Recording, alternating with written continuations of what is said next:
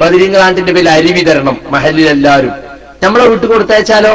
അതിനിപ്പോ നമ്മളതിനെ എതിർക്കാനും കൊണ്ട് നമ്മളത് വാങ്ങിയച്ചാ പോലെ അരിക്കിപ്പോ എന്താ കുഴപ്പം എന്ന് പറയാൻ പറ്റുമോ? പറ്റൂല. ഞാനിതൊക്കെ പറഞ്ഞെന്തിനാണെന്നറിയോ? ചില ആളൊക്കെ പറയും ക്ഷണിച്ചാൽ ക്ഷണം സ്വീകരിക്കണം എന്നല്ലേ. എല്ലാത്തിനും നമുക്ക് ക്ഷണിച്ചാൽ പോകാൻ പറ്റുമോ? നമ്മളൊരു പരിപാടിക്ക് ക്ഷണിക്കുമ്പോ എന്താണ് അവിടെ പ്രത്യേക പരിപാടി? ബാപ്പ മരിച്ച 40 തികന അടിയന്തരാണോ? അല്ലെ കണ്ണോക്കാണോ? അല്ല ഭാര്യ പ്രസവിച്ചിട്ട് 40 തികയുന്ന പെറ്റണീക്കലാണോ? അല്ല മരുമകളെ ഗർഭം കാണാൻ പള്ള കാണാൻ വരുന്ന ദിവസമാണോ? ഇതൊക്കെ ചോദിക്കണ്ടേ? ഭക്ഷണം ഉണ്ട്, നിങ്ങൾ വരണം, പാഞ്ഞു പോകന്നെ. അങ്ങനെ പോകാൻ പറ്റുമോ? പറ്റൂല. ഒരു കല്യാണത്തിന് നമ്മളെ വിളിച്ചാൽ നമ്മൾ അന്വേഷിക്കണം, ഇവിടെ പാട്ട് കച്ചേരി ഉണ്ടോ, മ്യൂസിക് ഉണ്ടോ, പടക്കം പൊട്ടിക്കലുണ്ടോ, ഇതൊക്കെ ചോദിക്കണം. ഉണ്ടെങ്കിൽ നമുക്കവിടെ പോകാൻ പറ്റൂല. പല കല്യാണങ്ങൾക്ക് നമുക്ക് ഇറങ്ങിപ്പോണ്ടിരും, ചെണ്ടമുട്ടും വാദ്യമേളവും ആന അമ്പാരിയൊക്കെ കല്യാണത്തിനുണ്ടെങ്കിൽ, അന്യ സമുദായങ്ങൾ ആഘോഷങ്ങൾ അവിടെ ഉണ്ടെങ്കിൽ, നിറപറയും നിലവിളക്കൊക്കെ ഉണ്ടെങ്കിൽ നമുക്ക് പോകാൻ പറ്റൂല. മുസ്ലിമായ കല്യാണത്തിന്, മുസ്ലിമിന്റെ കല്യാണത്തിന് പറ്റൂല. അപ്പൊ നമ്മൾ ഇസ്ലാം ഇഷ്ടപ്പെടുകയും മുസ്ലിമായി ജീവിക്കുകയും ചെയ്യുമ്പോൾ ഇസ്ലാമിന് അന്യമായ ഇത്തരം ആചാരങ്ങളെ, ഇത്തരം സ്വഭാവങ്ങളെ മാറ്റിവെക്കാൻ നമുക്ക് സാധിക്കേണ്ടതുണ്ട്.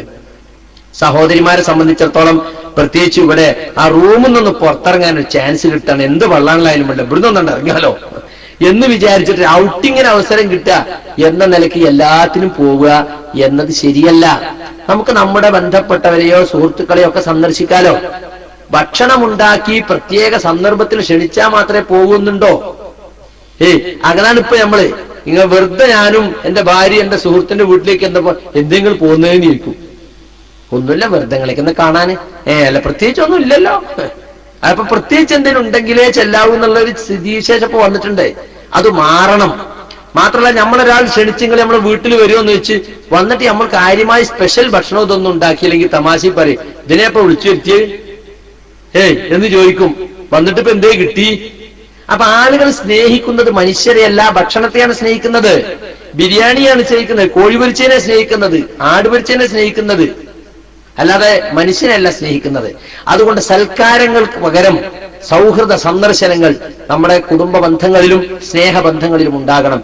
എപ്പോഴും നമ്മുടെ വീട്ടിലേക്ക് ഒരതിഥി വന്നാൽ യാതൊരു പ്രയാസവുമില്ലാതെ അവരെ സ്വീകരിക്കാവുന്ന ഒരു മാനസികാവസ്ഥ നമ്മുടെ സഹോദരിമാർക്ക് ഉണ്ടാകണം. ഒരു ഭർത്താവിന്റെ കൂടെ അപരിചിതനായ ഒരാളും കൂടി ഭക്ഷണത്തിന് കണ്ട കണ്ണും മോറും കൊണ്ട് ചോക്കും, നിങ്ങൾക്കൊന്ന് ഫോൺ ചെയ്തുകൂടായിരുന്നോ, ഞാൻ ഇന്നലത്തെ ചാറ് ഇവിടെ തിളപ്പിച്ച് ചൂടാക്കി വെച്ചിരിക്കല്ലേ, എന്താണ് അങ്ങനെ ഉണ്ടെന്ന് ഭയങ്കര പോലീസ് സ്റ്റേഷനിൽ ചെന്ന മാതിരിയാ. SIന്റെ ചോദ്യം വരും, 4 ചാട്ടം എന്റെ നേരെ. പിന്നെ ഒരു മനുഷ്യനോ വീട്ടിൽ കൊണ്ടുപോകില്ല. എന്താണ് സഹോദരി 10 മിനിറ്റ് അവിടെ ഇരുന്ന് ഉണ്ടാക്കാൻ കഴിയില്ല ഒരു കറി അല്ലെ? എന്ത് 10 25 മിനിറ്റ് അതുവരെയൊക്കെ എന്തൊരു ചായ എന്തെങ്കിലും കൊടുത്ത് കുറച്ചേരം അവിടെ ഇരുത്തിയിട്ട് എന്തെല്ലാം ചെയ്യാൻ പറ്റും? ഒരു അസ്വസ്ഥതയും പ്രകടിപ്പിക്കാതെ, ഒരു വെറുപ്പും കാണിക്കാതെ ഒരാൾക്ക് ഭക്ഷണം കൊടുക്കാൻ നമുക്ക് സാധിക്കണം. ഭക്ഷണം കൊടുക്കൽ വലിയ പുണ്യമുള്ള കാര്യമാണ്. പക്ഷേ ഇന്ന് പലപ്പോഴും നമ്മുടെ സഹോദരിമാര് സ്പെഷ്യൽ ഉണ്ടാക്കിയാൽ മാത്രമേ ആൾക്ക് കൊടുത്തോളൂ എന്നാണ്. നമ്മുടെ വീട്ടിൽ വരുന്നവർ നാം കഴിക്കുന്നവരാണ്. നമ്മളൊരാൾക്ക് സ്പെഷ്യൽ ഉണ്ടാക്കി കൊടുത്താൽ അവർ വിചാരിക്കും അവരുടെ വീട്ടിൽ എന്നും ഇങ്ങനെ ഇരിക്കുന്നു. അല്ല, നമ്മളൊന്നൊരു സ്പെഷ്യൽ ഉണ്ടാക്കിയാൽ അവർ മനസ്സിലാക്കുക. ആ നിലക്ക് നമ്മൾ കാര്യങ്ങളെ കാണാൻ തയ്യാറാകണം എന്ന് എന്റെ സഹോദരിമാരോട് പ്രത്യേകം ഓർമ്മപ്പെടുത്തുകയാണ്. ഇനി നിങ്ങൾ നോക്ക്, നമ്മുടെ ഈ ജൂത ക്രിസ്ത്യാനികളുടെ അനുകരണത്തിന്റെ കാര്യം, കുട്ടികളുടെ ഡ്രസ്സിന്റെ കാര്യത്തിൽ നമ്മൾ ആളുകള് പലപ്പോഴും ഡ്രസ്സിൽ അനുകരിക്കുന്ന ആരെ? ഇപ്പൊ പെൺകുട്ടികള് ഇപ്പൊ ഗൾഫിലൊക്കെ വന്ന് കുറച്ച് പൈസക്കായി എന്ന് കണ്ടാ പിന്നെ പഠിക്കണ സ്കൂളിൽ, ആ സ്കൂൾ എന്താ നല്ല എഡ്യൂക്കേഷനാ.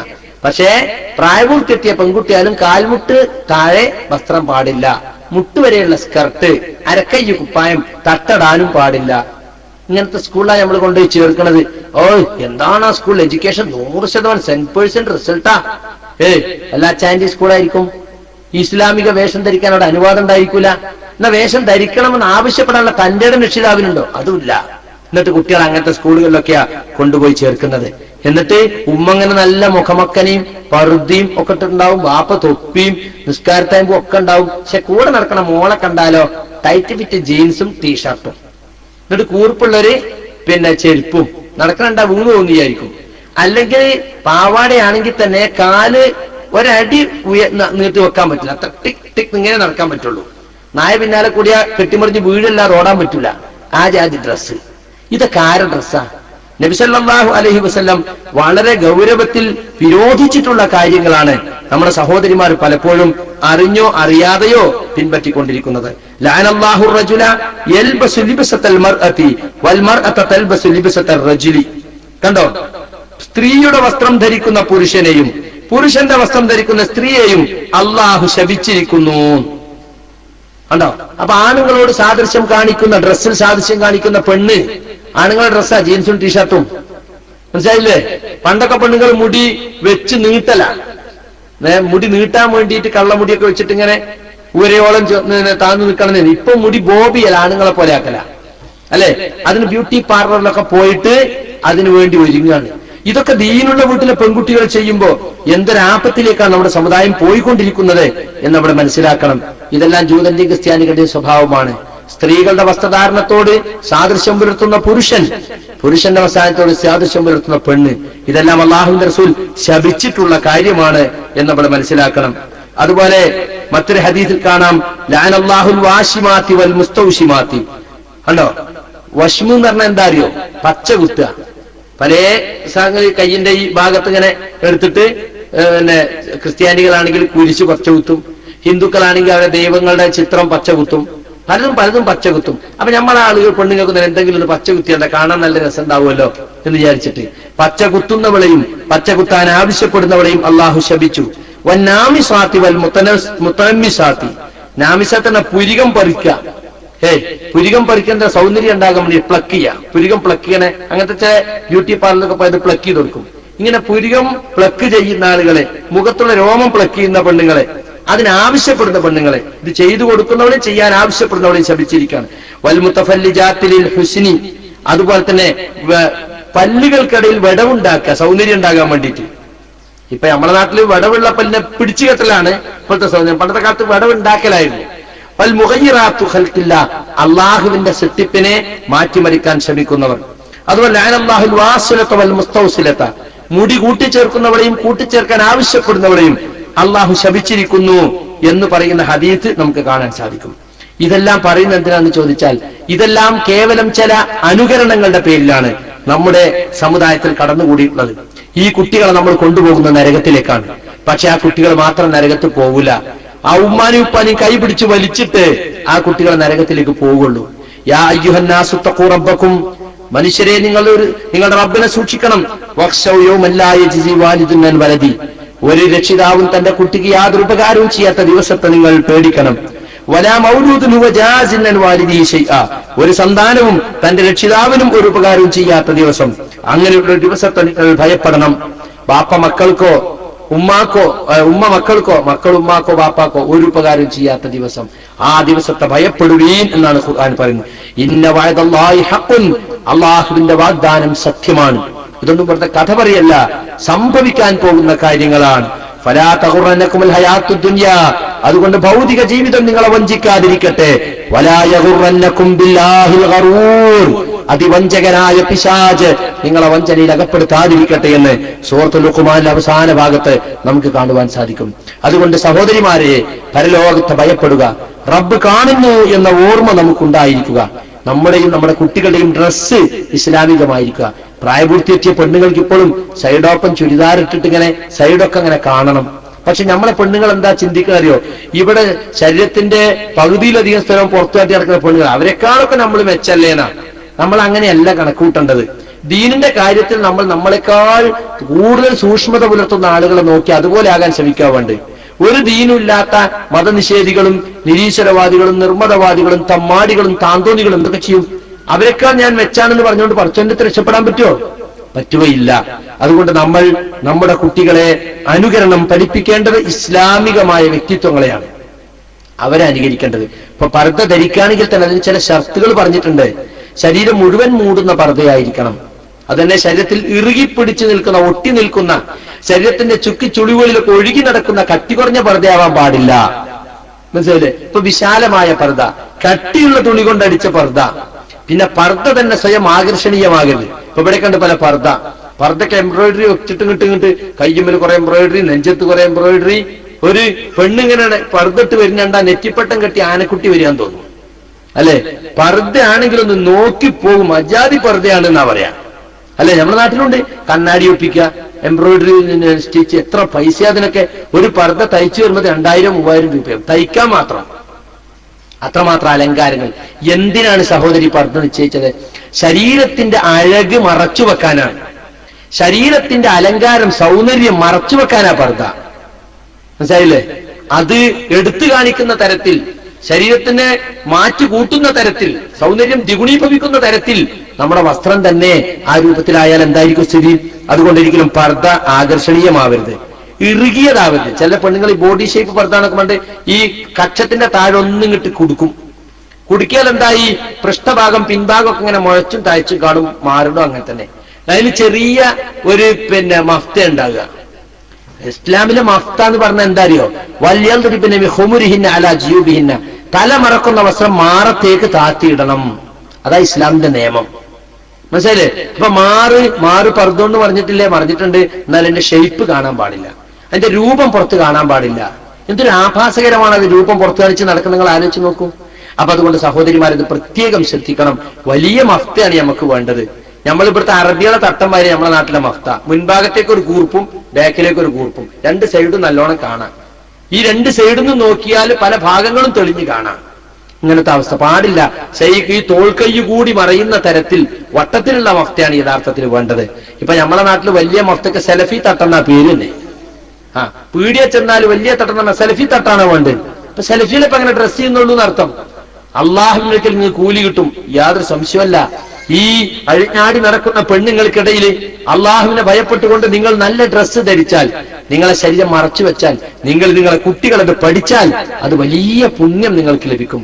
നമ്മുടെ പെൺകുട്ടികളെ വളർന്നു വരുന്നതിനനുസരിച്ച് ഔറത്ത് കാണിക്കുന്നതിന്റെ ഗൗരവം പറഞ്ഞു പഠിപ്പിക്കണം.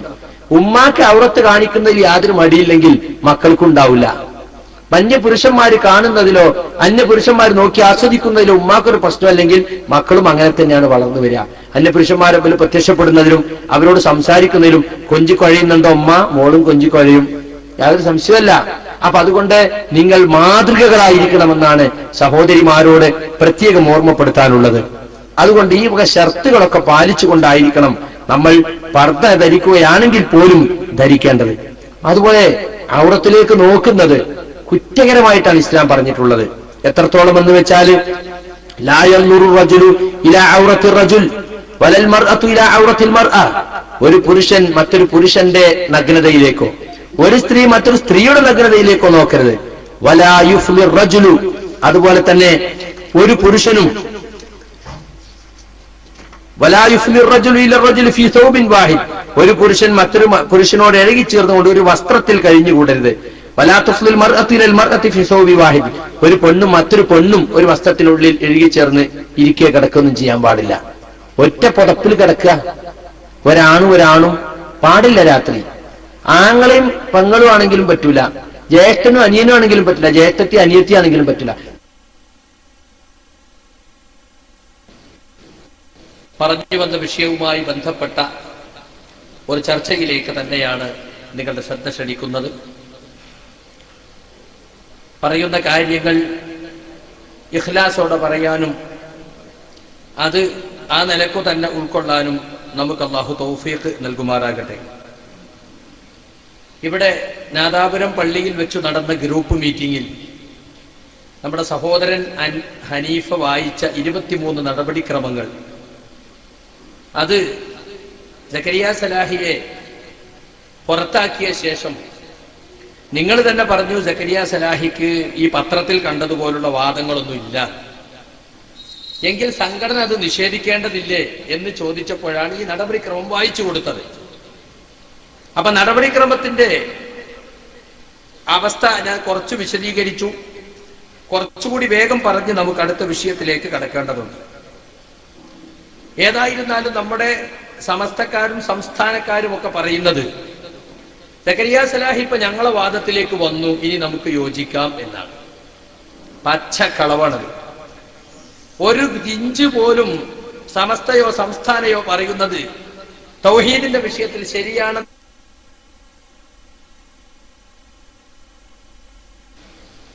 പച്ച ശിർക്കിലേക്ക് ആളുകളെ ക്ഷണിക്കുകയും യാ ഇബാദല്ലാഹ് അഈനുനി എന്നാൽ മരിച്ചുപോയ മഹാന്മാര് വിളിച്ചു പ്രാർത്ഥിക്കാൻ തെളിവാണെന്ന് പറയുകയും ചെയ്യുന്നവരാ സമസ്തക്കാര്. അതിനെ അന്നും ഇന്നും എതിർക്കുന്നവരാണ് ഞങ്ങള്. പക്ഷെ ഇവിടെ ചർച്ചാവിഷയം അതല്ല. യാ ഇബാദല്ലാഹ് അഈനൂനി എന്ന ഹദീസ് ചർച്ച ചെയ്യുമ്പോൾ സലഫി പണ്ഡിതന്മാർ മുമ്പ് സ്വീകരിച്ച നിലപാടിൽ തന്നെ ഉറച്ചു നിൽക്കണോ, അതല്ല 2012 ജമിയത്തുൽ കൂടി തീരുമാനിച്ച ഒരു പുതിയ തീരുമാനവുമായി ഈ മൂവർ സംഘം പറയുന്നത് പോലെ പറഞ്ഞു നടക്കണോ എന്നതാണ് ഇവിടുത്തെ ചർച്ചാ വിഷയം. ഞാൻ എന്റെ കുറ്റപത്രത്തെ കുറിച്ച് നേരത്തെ പറഞ്ഞല്ലോ. 6 കൊല്ലം ഞാൻ ശിർക്കിലായിരുന്നു, എന്നിട്ട് എന്നെ തിരുത്താൻ ശ്രമിച്ചിട്ട് നടന്നില്ല, എന്നിട്ട് എന്നെ പുറത്താക്കിയില്ല. ഈ കഴിഞ്ഞ 6 കൊല്ലത്തിനിടയ്ക്ക് എത്രയോ വാദപ്രതിവാദങ്ങൾക്ക് കേരള ജമിയത്തുലമയും KNM എന്നെ അയച്ചിട്ടുണ്ട്. എത്രയോ ഖണ്ഡന പ്രസംഗങ്ങൾ ഞാൻ നടത്തിയിട്ടുണ്ട്, എത്രയോ ലേഖനങ്ങൾ എഴുതിയിട്ടുണ്ട്. കേരള ജമിയത്തുലമയിൽ ഇന്ന് വരെ ഞാൻ എക്സിക്യൂട്ടീവ് മെമ്പറാണ്. ഇപ്പോഴും KJ എന്നെ പുറത്താക്കിയ ഒരു ഔദ്യോഗിക വിവരവും എനിക്ക് കിട്ടിയിട്ടില്ല. ഹനീഫ് പറഞ്ഞു KNM ഒന്നും KJ പുറത്താക്കപ്പെട്ട ആളാണ്. എന്തുകൊണ്ടാണ് പ്രസംഗം കേൾക്കാൻ പോകാൻ പാടില്ല എന്ന് പറയുന്നത്? എല്ലാ നല്ല വാക്കുകളും കേൾക്കുകയും ഏറ്റവും നല്ലതിനെ പിൻപറ്റുകയും ചെയ്യണമെന്നല്ലേ സൂറത്ത് സുമറിൽ ആയത്തുദ്ധരിച്ച് നമ്മൾ പറയാറുള്ളത് എന്ന് ഇവിടുന്ന് ചോദിച്ചപ്പോ പുറത്താക്കപ്പെട്ട ആൾക്ക് അത് ബാധകല്ല. പുറത്താക്കപ്പെട്ട ആള് സംഘടനയ്ക്കെതിര് പറയുന്ന ആളാണ്. ശരി, ഞാൻ നേരത്തെ ലേഖനം വായിച്ചില്ല, പള്ളിയിൽ ഒട്ടിച്ചത്. ഹനീഫ അവിടെ തെറ്റിദ്ധരിപ്പിക്കുന്നത് കോളേജിലെ കുട്ടികളെ അയക്കാത്തത് ഹോസ്റ്റലിന്റെ നിയമമാണ്. ഹോസ്റ്റലിന്റെ നിയമം ഉണ്ടാവും, കണ്ട പരിപാടിക്കൊക്കെ അയക്കാന്ന് പറ്റൂല. ശരി, എന്നാ എന്തിന് ഇങ്ങനെ കോക്കസിന്റെ പരിപാടിക്ക് കുട്ടികളെ കൊണ്ടുപോണത്? പൂനൂർ നടക്കുന്ന പരിപാടിക്ക് എന്തിനാ അവിടെ അൽഫുർഖാൻ ലീവ് കൊടുത്തുകൊണ്ട് കൊണ്ടുപോണത്? പറ്റുമോ?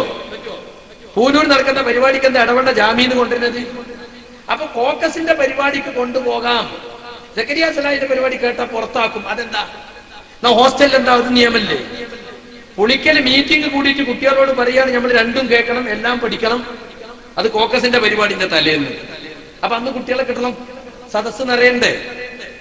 മഞ്ചേരിയിൽ നമുക്ക് മറുപടി പറഞ്ഞുകൊണ്ട് ഈ കോക്കസ് വെച്ച പരിപാടിക്ക് കഴിയാവുന്നത്ര കോളേജ് നാളെ ഇറക്കുമതി ചെയ്തിട്ടും നിറഞ്ഞില്ല. ഞാനിത് പറയുന്നത് ഇതൊക്കെ വളരെ വേദനയുണ്ട്. മറ്റു പ്രസ്ഥാനത്തിന്റെ ആളുകൾ കേൾക്കുന്നതിൽ വിഷമം കൊണ്ടാണ് ഈ 6 മാസം മിണ്ടാതിരുന്നത്.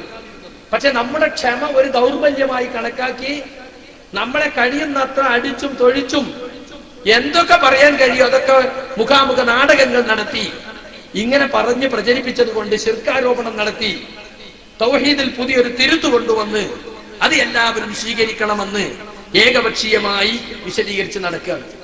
ആ കുറ്റപത്രത്തിൽ പറഞ്ഞത് ഞാൻ ചെയ്യാത്ത, ഞാൻ പറയാത്ത, ഞാൻ അറിയാത്ത കാര്യങ്ങൾ എന്റെ മേൽ ക്രൂരമായി അടിച്ചേൽപ്പിച്ചിരിക്കുകയാണ്. വല്ലദീന യുഊദൂനൽ മുഅ്മിനീന വൽ മുഅ്മിനാതി ബിഗൈരി മക്തസബു, ചെയ്യാത്ത കുറ്റങ്ങളുടെ പേരിൽ മുഅ്മിനുകളായ പുരുഷന്മാരെയും സ്ത്രീകളെയും ദ്രോഹിക്കുന്നവർ ഫഖദ് ഇഹ്തമലൂ ബുഹ്താനം വ ഇസ്മൻ മുബീന, അവർ വ്യക്തമായ കുറ്റവും അപരാധവും പേറിയിരിക്കുന്നു എന്നാണ് വിശുദ്ധ ഖുർആൻ പഠിപ്പിക്കുന്നത്. വാസ്തവത്തിൽ ആ 23 നമ്പർ ഇട്ട കാര്യങ്ങൾ 2002 മടവൂർ വിഭാഗം പുറത്തു പോകുമ്പോൾ അവര് പറഞ്ഞിട്ടുള്ള ജിന്ന് പിശാച് വിഷയത്തിൽ അവരുണ്ടാക്കിയിട്ടുള്ള ആശയക്കുഴപ്പങ്ങൾ തീർക്കാൻ അന്നു മുതൽ ഇന്നോളം കഴിഞ്ഞ ഏതാണ്ട് 10 വർഷമായി KNM-ഉം KJ-യും സ്വീകരിച്ചിട്ടുള്ള നടപടികളാണ് ആ 23 നമ്പറായി പറഞ്ഞിട്ടുള്ളത്. അത് സക്കരിയ സലാഹിക്ക് മാത്രം ബാധകമായതല്ല, എല്ലാവർക്കും ബാധകമാണ്. ഓരോ നമ്പർ നിങ്ങൾ എടുത്ത് പരിശോധിച്ചു നോക്കൂ. ഒന്നാമത്തേത് എന്താ? സക്കരിയ സലാഹിയുടെ പേരിൽ ഒന്നാമത്തെ കുറ്റമായിട്ട് എടുത്തു പറഞ്ഞിട്ടുള്ള കാര്യം സാധാരണക്കാർക്കിടയിൽ ആശയക്കുഴപ്പമുണ്ടാക്കുന്ന തരത്തിൽ ഈ വിഷയം ജനങ്ങളോട് പറയരുതെന്ന് ഉപദേശിച്ചു. ഞാൻ ആ ഉപദേശം സ്വീകരിച്ചിട്ടില്ലേ? അത് എന്നോട് മാത്രം ഉപദേശിച്ചത്, എല്ലാരോടും പറഞ്ഞില്ലേ? സർക്കുലർ ഇറക്കിയിട്ട് KNM-ന്റെ എല്ലാ യൂണിറ്റിലും പറഞ്ഞിട്ടുണ്ട്, പൊതുജനങ്ങൾക്കിടയിൽ ആശയക്കുഴപ്പമുണ്ടാകുന്ന മാതിരി ഇത് പറയരുത്. പിന്നെ അത് എന്റെ മാത്രം കുറ്റ? അതാണ് ഒന്ന്. രണ്ടാമത്തേത്, സക്കരിയ സലാഹി, മുജാഹിദ് ബാലുശ്ശേരി, അദ്രമായി ഇരുവേറ്റി എന്നിവരെ ജാമിയ സലഫിയിൽ വിളിച്ചു വരുത്തി ഉപദേശം നൽകി. എന്നിട്ട് ഉപദേശം സ്വീകരിച്ചിട്ടില്ലേ? ജമീല ടീച്ചറെയും കേവിനെയും വിളിച്ചത് എന്റെ നിന്ന് വിട്ടുപോയി. അതിപ്പോ ഞമ്മന്റെ ആളാണ്, അതുകൊണ്ട് എഴുതിയില്ല. ഹദീസ് നിഷേധം പച്ചക്ക് പ്രസംഗിച്ചു നടക്കുന്ന ജമീല ടീച്ചറെയും അതുപോലെ തന്നെ KV അബ്ദുൽ ലത്തീഫ് മൗലവിയെയും വിളിക്കണമെന്ന് പറഞ്ഞു. വിളിച്ചു, ഞങ്ങൾ അവരെയും ഉപദേശിച്ചിട്ടുണ്ട് എന്ന് പറഞ്ഞു. പക്ഷെ കുറ്റപത്രത്തിൽ അതില്ല. മാത്രമല്ല, എന്റെ കൂടെ പുറത്താക്കപ്പെട്ട 21 കൊല്ലത്തേക്ക് പുറത്താക്കിയല്ലോ, അയാളെ കുറ്റപത്രം എവിടെ? വായിക്കണ്ടേ ഹനീഫ് അവിടെ വന്നിട്ട്? അയാൾ ഇന്നും പ്രസ്ഥാനത്തെ വെല്ലുവിളിച്ചുകൊണ്ട് മാധ്യമം ദിനപത്രത്തിൽ ചില കുട്ടി മൗലവിമാർക്ക് വഴങ്ങിക്കൊടുത്തു, കേന്ദ്രമും കേ ചെയ്യുമെന്ന് പച്ചക്കെഴുതി പ്രസ്ഥാനത്തെ വെല്ലുവിളിച്ചു. എന്നിട്ടും അയാൾക്ക് ഒരു കൊല്ലത്തേക്ക് തൽക്കാലം ഒരു മാറ്റി നിർത്തൽ, എന്നെ കാലാകാലത്തേക്ക് ഔട്ട്, സസ്പെൻഷൻ, ഡിസ്മിസ്. ഇതെന്ത് നീതിയാണ്? ഇനി നിങ്ങൾ നോക്കൂ, KNM, ISM, MSM നേതാക്കളെ മുമ്പാകെ മുജാഹിദ് സെന്ററിൽ വിളിച്ചു വരുത്തി ശാസിച്ചു. ശരി, എന്തിനാ ശാസിച്ചത്? ഞങ്ങൾക്ക് മിണ്ടാൻ അധികാരമുണ്ട്, ഞങ്ങൾ സംസാരിച്ചപ്പെടും, ഇവിടെ വാദപ്രതികാരത്തിനൊന്നും നിൽക്കണ്ട, നിങ്ങളെ ശാസിക്കുകയാണ്. എന്തിനാ ശാസിച്ചെന്നും അറിയില്ല. അന്ന് ചോദിച്ചു. എന്നിട്ട് പിറ്റേ ആഴ്ച വിചിന്തനത്തിൽ ഇങ്ങനെ ഈ വിഷയവുമായി ബന്ധപ്പെട്ട് ആളുകളെ വിളിച്ച് ശാസിക്കുകയും മേലിൽ അവർ ആവർത്തിക്കേണ്ടെന്ന് ഉറപ്പ് നൽകുകയും ചെയ്തിട്ടുണ്ട്. ഉറപ്പ് നൽകണമെങ്കിൽ നാക്കെടുത്ത് മിണ്ടാൻ വെക്കണ്ടേ? മിണ്ടാൻ അനുവദിക്കാതെ നിങ്ങളെ ശാസിക്കുകയാണ് എന്ന് പറഞ്ഞു. ജമിയത്ത് ഞാൻ പിന്നീട് കത്ത് കൊടുത്തു, എന്തിനാണ് എന്നെ ശാസിച്ചതെന്ന് പറഞ്ഞു തരണം, തെറ്റുണ്ടെങ്കിൽ തിരുത്തണമെങ്കിൽ അത് ചൂണ്ടിക്കാണിക്കണ്ടേ? അതുണ്ടായിട്ടില്ല.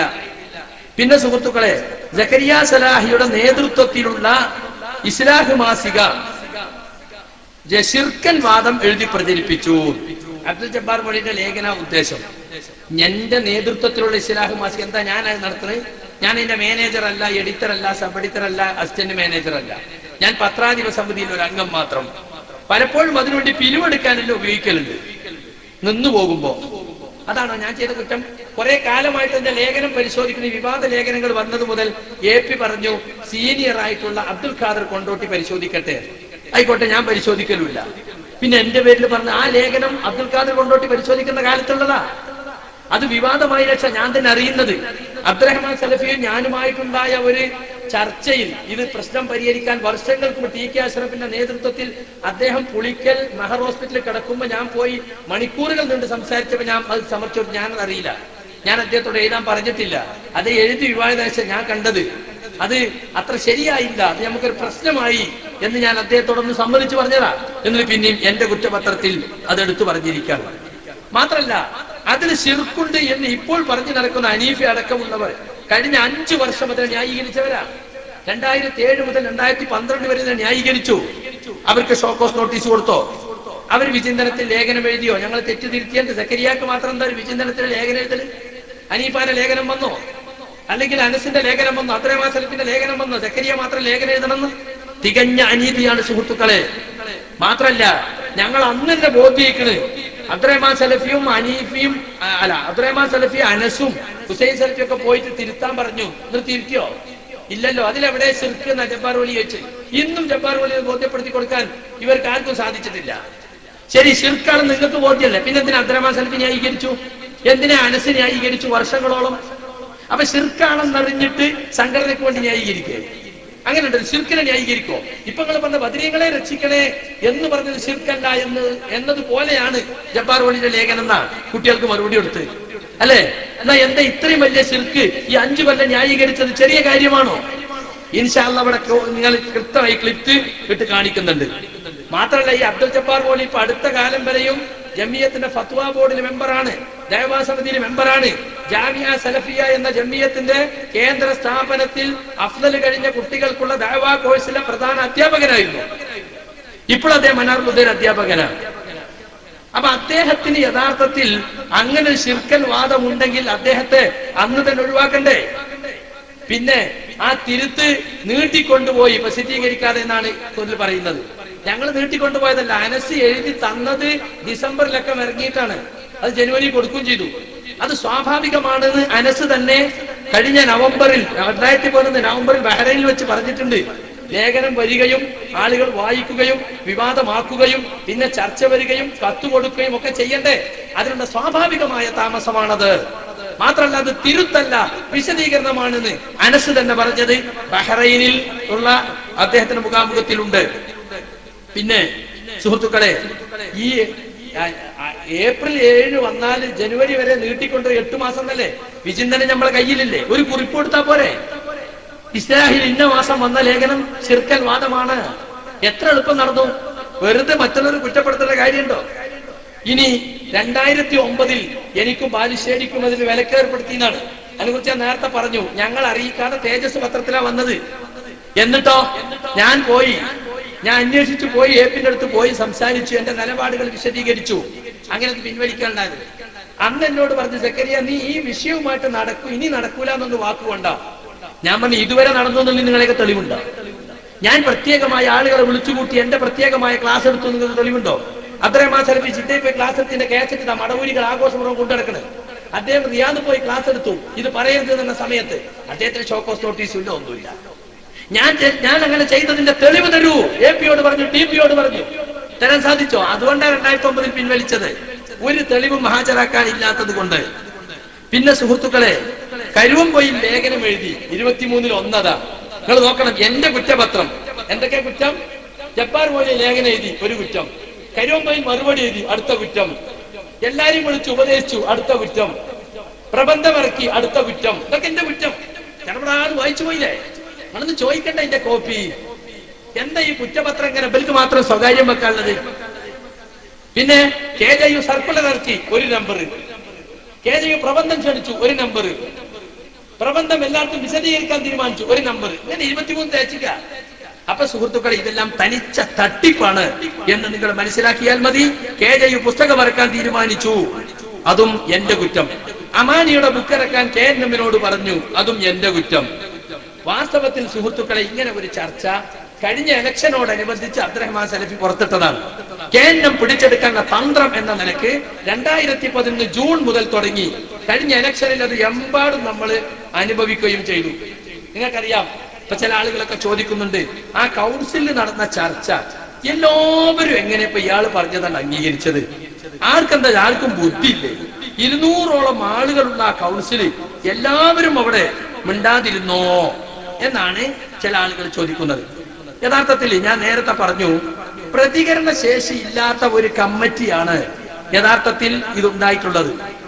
ഞാൻ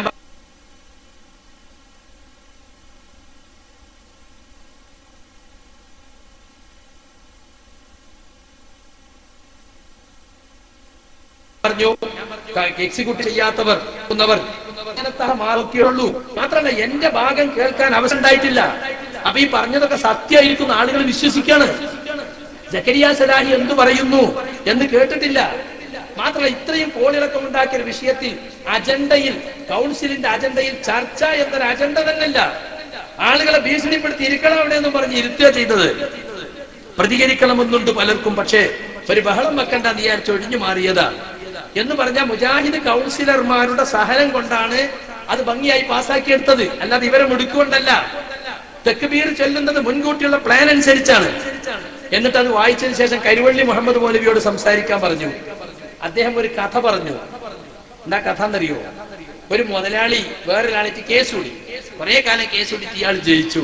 മുതലാളി, നിങ്ങൾ കേസ് ജയിച്ചില്ല. അതിന്റെ യോഗ്യത കൊണ്ടൊന്നല്ല, എന്റെ എതിരാളിക്ക് കേസ് നടത്താൻ അറിഞ്ഞു, അതുകൊണ്ട് ജയിച്ചതാണ്. എന്തിനാ അതവിടെ പറഞ്ഞത്? എന്തിനാ പറഞ്ഞത്? ജക്കരിയ സലാഹിക്ക് പറയാനും വാദിക്കാനും വേണ്ടതുപോലെ അവസരം കൊടുത്തിട്ടില്ല എന്ന് വ്യക്തമാക്കാൻ അവിടെ പറഞ്ഞത്.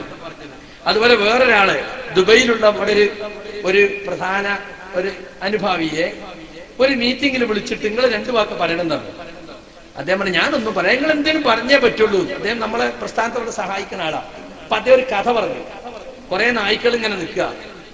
അപ്പോൾ ഇങ്ങനെ നായ്ക്കൾ ഇങ്ങനെ വർത്താനം പറഞ്ഞ് ബാലരമയിലോ മറ്റോ വന്ന കഥയായിരിക്കണം. വർത്താനം പറഞ്ഞപ്പോൾ ഒരു മുയൽ അതിൽ പോയി. നമുക്ക് ആ മുയലിനെ ഓടിച്ചാലോ? രസല്ലേ? പിന്നാലെ അങ്ങോട്ട് കൂടുക. ആയിക്കോട്ടെ. അങ്ങനെ എല്ലാരും കുട്ടിക്കോ എന്നുള്ള ഓര് പോയി. മുയൽ ഭയങ്കര പാച്ചിൽ പോയി. മുയലങ്ങ് രക്ഷപ്പെട്ടു. അവസാനം എല്ലാരും കൂടി എന്തേപ്പം ഉണ്ടായി?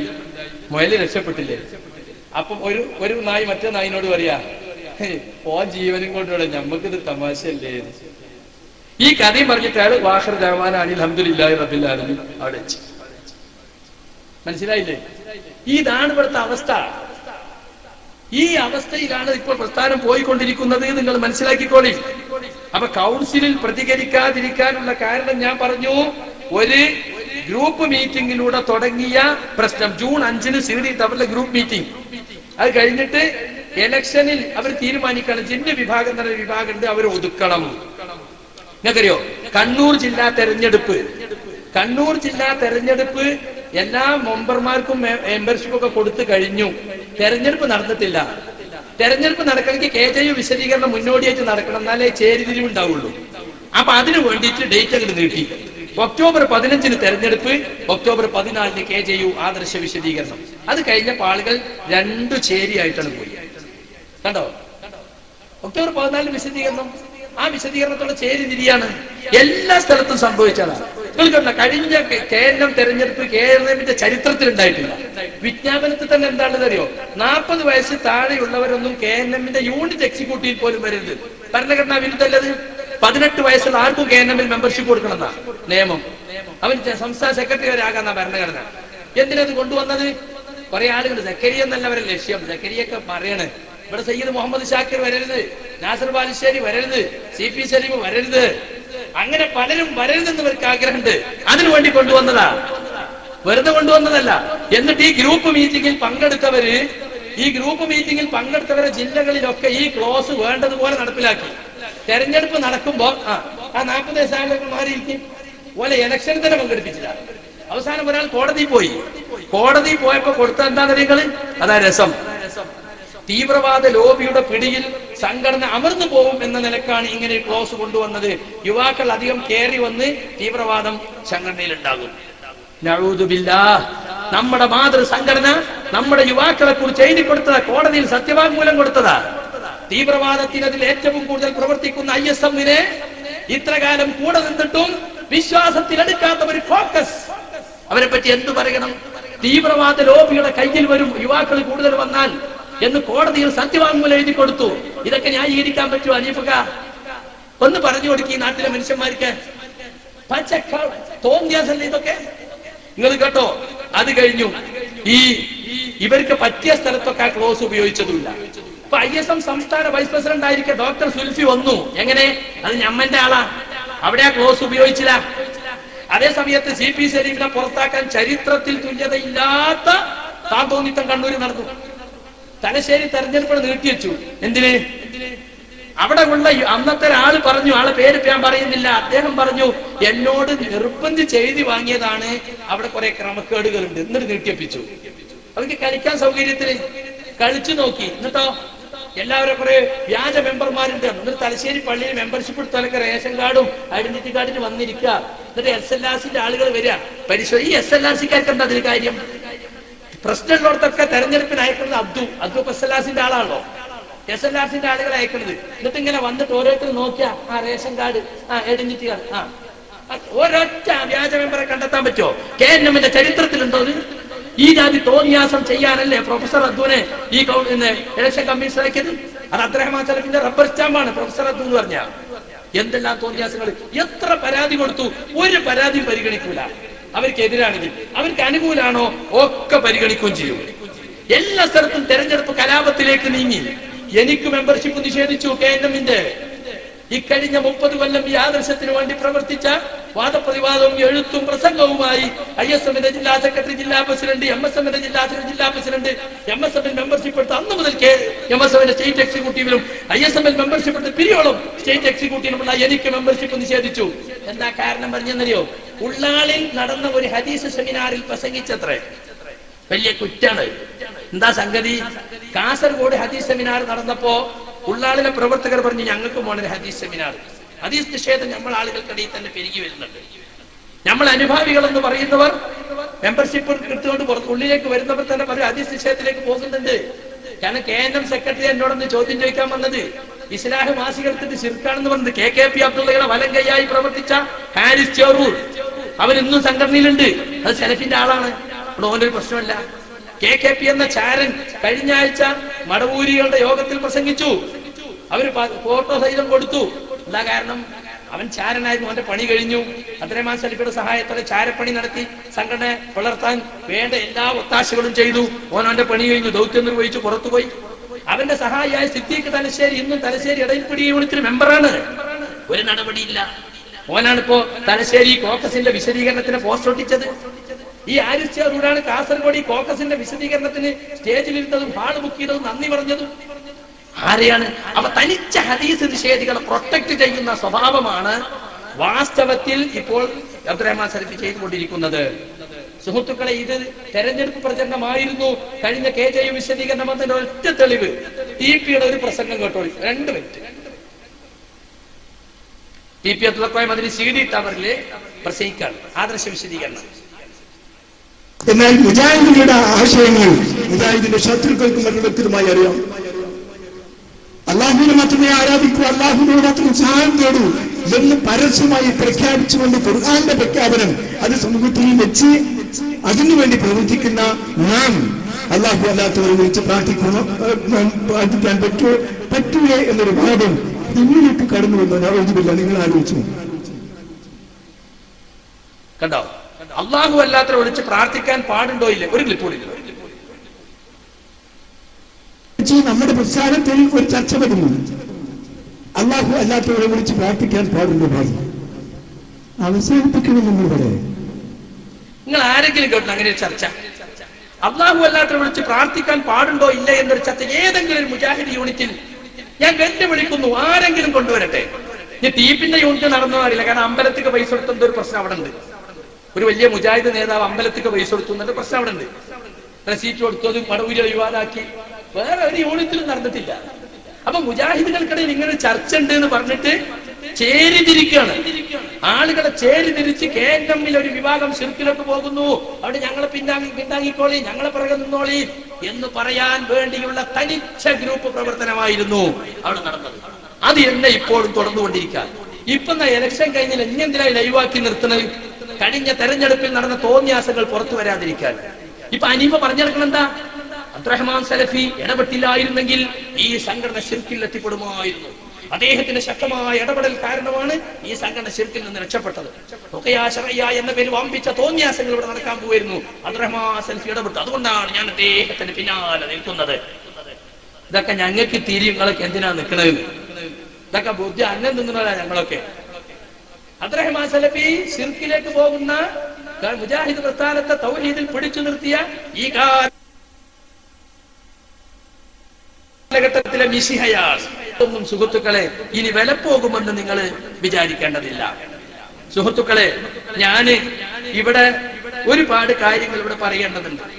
ഈ വിശദീകരണ യോഗം ഞാൻ നേരത്തെ പറഞ്ഞല്ലോ, ഇവിടെ വിശദീകരിക്കേണ്ടി വന്നത് ഇവിടെയും അങ്ങനെയുള്ള കുപ്രചരണങ്ങൾ ധാരാളമായി നടന്നിട്ടുണ്ട്. 2009 നടപടിക്കാലത്ത് ഞാൻ ആദാപുരവുമായി ബന്ധപ്പെട്ട് വളരെയേറെ പ്രവർത്തിക്കുന്ന ആളാണ്. സർക്കുലർ വന്നപ്പോ നേരെ പോക്കർ മാഷ് എല്ലാ യൂണിറ്റും, സർക്കുലറല്ല ഫോണിൽ അബ്ദു വിളിച്ചു പറഞ്ഞ ഉടനെ തന്നെ എല്ലാ യൂണിറ്റിലും സക്കരിയാസലായിനെ പുറത്താക്കിയെന്ന് വിശ്വസിച്ചു.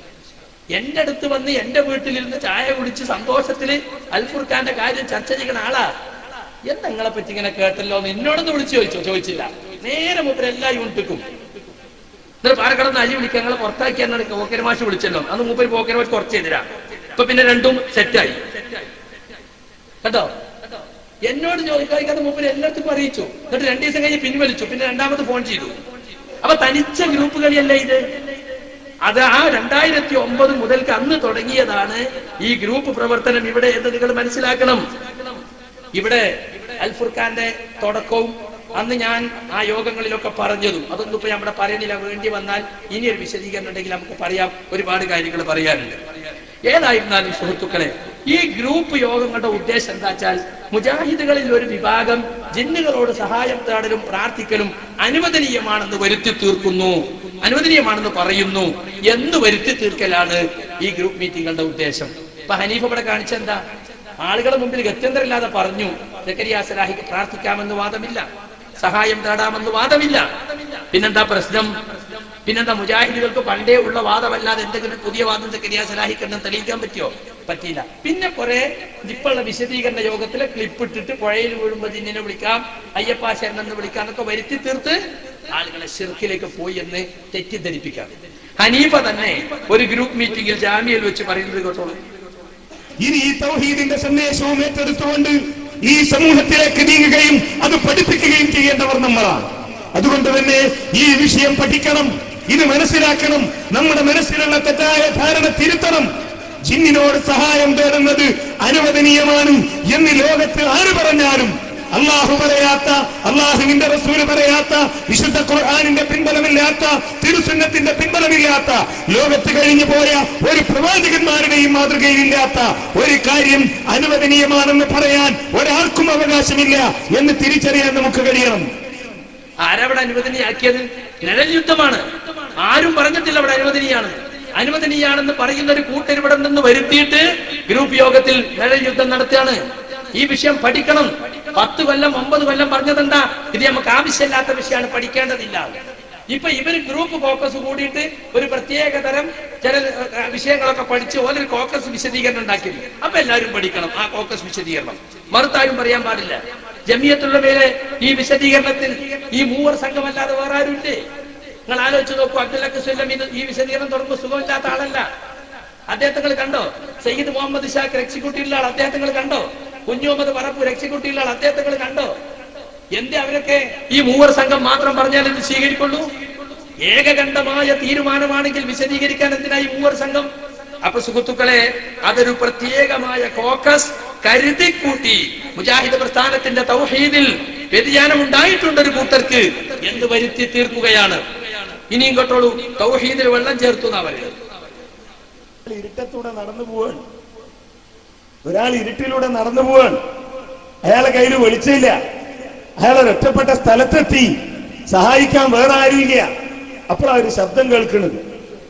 ഈ ശബ്ദത്തിന്റെ ഉടമ ജിന്നാണ് എന്ന് വിചാരിച്ചിട്ട് ആ ജിന്നിനോട് പറയാ, എന്നെ ഒന്ന് സഹായിക്കണേ, അല്ലെങ്കിൽ എനിക്കൊരു വെളിച്ചം തരണേ എന്ന് പറഞ്ഞാൽ അത് ശിർക്കല്ല എന്ന് മുജാഹിദ് അംഗീകരിക്കാൻ കഴിയോ?